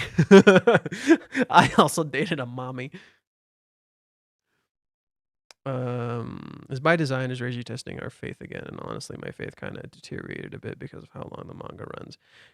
I don't really agree with that. And I'm kind of getting tired of like dealing with this particular argument because Reiji's writing is good. And I feel like he has nothing to prove anymore. And I don't need to really explain that all the time, that Reiji's writing is good and the fact that you're still here. But the faith Reiji is talking about isn't so much faith in him as it is faith in the characters. And the entire point of what he's written so far, the entire cohabitation, the past year or two, has literally been your faith being explored, and now it's being tested. You've been given all of this information to know better. It's not just faith, you know better. Right? You have been given enough information to have faith. You have been given enough. You have gone through enough to have faith, to believe, and you're choosing not to. Rather, it's not just simply have faith. He's telling you to choose. Choose to have faith. Choose to believe in others. And the thing is, the brilliant part of this is, he knows you don't have faith. He is keenly aware you don't have faith. He knows. He knows some people are excited and happy, and they're still like going along with what he says, but he knows a good deal of people don't have faith. He knows this. He knows some people are a little on edge. They're not sure. He reads the surveys. He knows how people feel. People like he's making sure that people like what he's putting down, while at the same time very keenly aware they know that something is not as it appears. And in some ways he's intentionally testing your faith, knowing you don't have faith. And this is depicted in Kazuya and Mami's character. This is why these two particular characters are the ones being shown. The characters who, one, seemingly represents faith, and yet he's actually doubting his entire faith, and then the other character who seemingly is antithetical to faith. Mami is fundamentally antithetical to faith. And that's the brilliant part. Reiji's exploring your faith and what faith even is. What do you even actually believe? Is it even your own thoughts? Are these even your own thoughts? Are you building these thoughts on reality or merely fiction? Is your faith built on a lie? This dude cooking extra fucking hard, okay? I'm in this series too deep to drop out. After it ends, it'll give me a rest for a bit, but then come back to see if it still holds up. Oh man, every time I reread this series, I'm like, damn, this shit holds up better every fucking time. What the hell? That's me. I always have faith in Reiji. I love the writing in his art. Lamenting our last stream for the last chapter. Love your stream community, even if fate doesn't have faith in my theories. I was so close a few times though, lol. You were? I've like never seen any of your theories land. Either I missed them or I've never seen any of your theories land. People need to let Reiji cook. Well, they don't read the manga honestly, so how could they? Anyways, I think that's enough for me for today. I'm a little cooked. I'm a little cooked. I'm a little tired. I got work tomorrow, so I'm gonna take a break for now. I'm gonna see what I can do for now. Like I'm gonna stop for here. And I'm gonna see what I can do for now. Maybe I'll edit this down. Bacon has been saying theories, you always coincidentally skip right over them. What can I say except you're welcome? I was on with the separation. I saw it coming, but not how it would come about. Well, that's the sad part about the separation. It didn't need to happen. I think that's the brilliance of the separation. It literally did not need to happen. It's pointless. The separation is fucking pointless. It did not need to happen. And I'm like, damn, that's fucked up. That's so fucked up. Because everyone's like, ooh, they need a separation. I'm like, no, you're idiots. And now Reiji's even saying, no, you're idiots. Like, that's the best part. I love that Reiji's siding with me. He's like, no, you're idiots. The separation is the worst thing that could happen. And it sucks, and it's going to blow up in their faces. I'm like, yes, thank you. I feel so fucking validated. What if Minnie randomly shows up here? Reishi has never done randomly showing up for no reason. Minnie's presence here would serve no purpose. Minnie's presence here would serve no purpose. Even when Minnie saw Mommy, her presence and her knowledge of Mommy served absolutely no purpose. Mostly Minnie is relevant to Chizuru, not Mommy. You know? So Chizuru maybe showing up makes a little more sense. Mommy maybe showing up makes a little, not Mommy, Ruka maybe showing up makes a little more sense. Minnie serves no purpose here. So I'm not sure why Minnie would show up here. She doesn't, she's probably busy with her own shit, you know?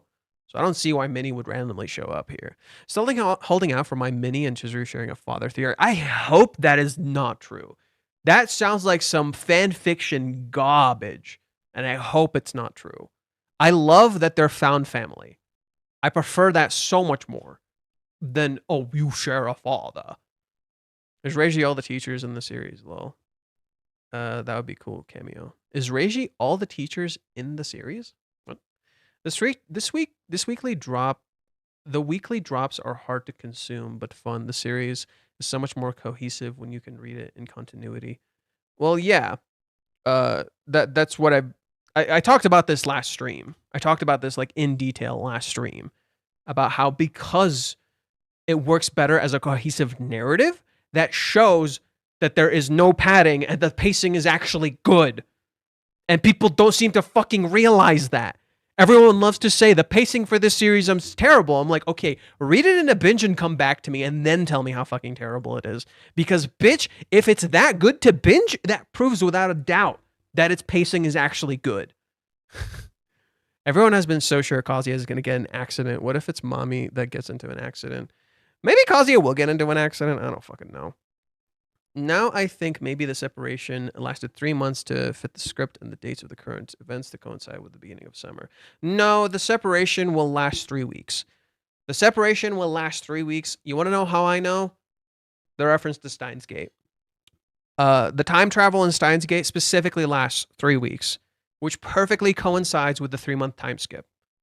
It makes far too much sense. It's only going to be 3 weeks. It's and you want to know why we can know this? Reiji already told us it's been 2 weeks. It's been 2 weeks since the kiss. The separation will only last 3. It makes too much sense.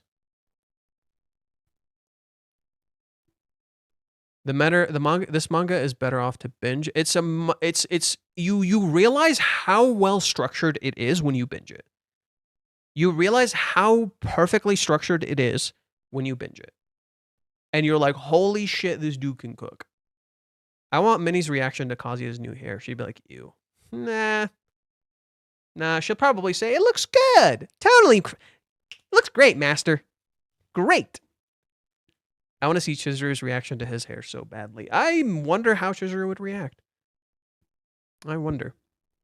She'd probably feel weird about it. Kazuya's going to bump his head on the car door frame while getting in, lol. That seems like Kazuya. I mean, in the cover page for this, they literally say Kazuya is not watching the road. Literally, the Japanese cover page here, it literally reads, watch the road. Like, Crumpy sent it to me yesterday.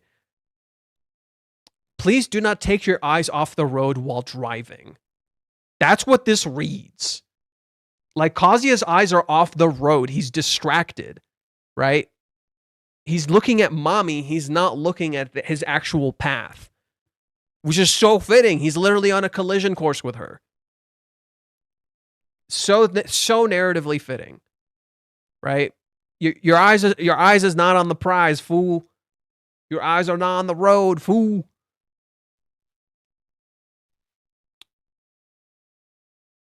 No, Kazuya doesn't.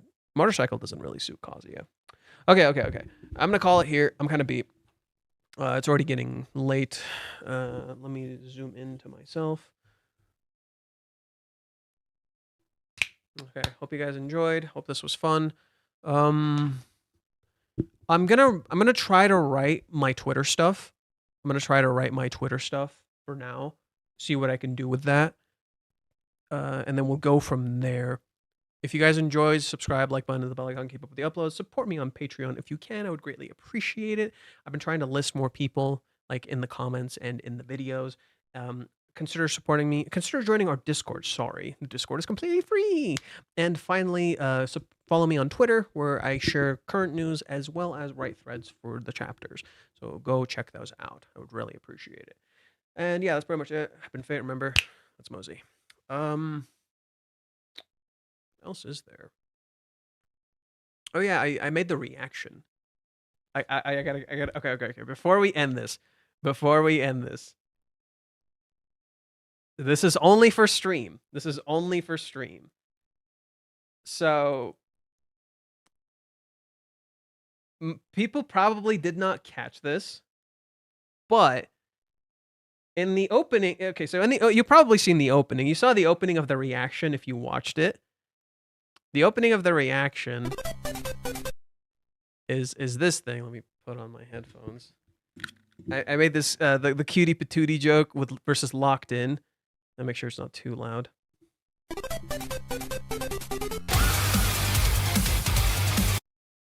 Right. So I made that version. What people don't know, if you go to the very end of the video, if you go to the very, very end of the reaction video I made, let me pull it up.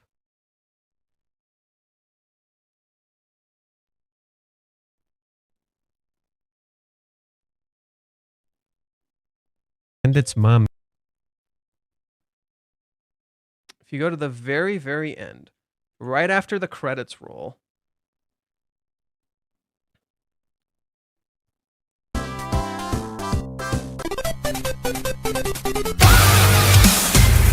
that's a slightly different version. I don't know who noticed this.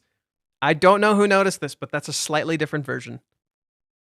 Because one, it's the song continuing because I started the video with it, and then I made it a version that just ends naturally.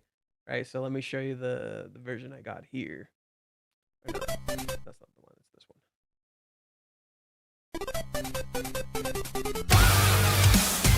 See how it ends? I don't know who noticed that. I hope someone noticed that. Mommy's nails remind me of Maureen's nails. Yeah.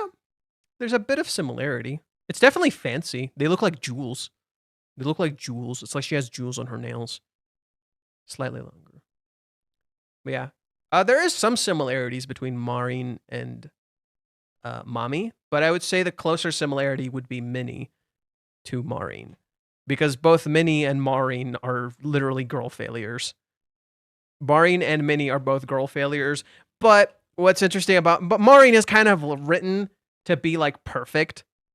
Maureen is kind of like written to be the perfect waifu, which is one of the reasons I'm not a huge fan of Maureen's character. She's literally just a perfect waifu.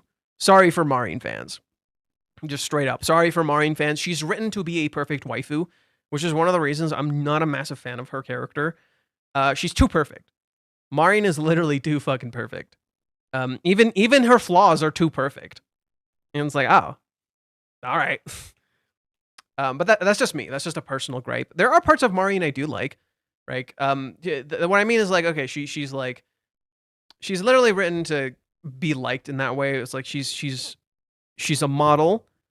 She's a cosplayer. She's super beautiful. She has a very extroverted personality. But then at home, she's a total mess, and she can't cook for herself. So the guy has to cook for her, you know? And it's like, oh, that's cute. Like, you know, they kind of swapped a little bit of their roles, but that's kind of it. Like, I feel like Maureen's character is just kind of aight. There isn't like crazy amount to it. I don't know. That's just me. That's just me, I think. I think Maureen's character is just kind of okay. It has some very interesting parts to it. But it's just, you know, the character writing isn't exactly the strongest thing of Sono Biscudol. I developed a dislike for my Dress Up Darling thanks to Fate. That's not my intention. My intention is not for you to hate Dress Up Darling, okay? I don't dislike. I just think Dress Up Darling is aight. Okay, I just don't think it's the greatest thing since sliced bread. I just think it's aight. Like, And I'm a person who very deeply loves character writing, so the character writing for Dress Up Darling is okay. I think Dress Up Darling's themes and ideas are solid. I'm just not a huge fan of the way the story is constructed, personally. I think it has some solid themes and ideas. I just think the rest is just kind of aight. That's all. Anywho, calling it for here. See you later. Take care. Have a wonderful day. GG's. See ya. I don't know when. I'll see you.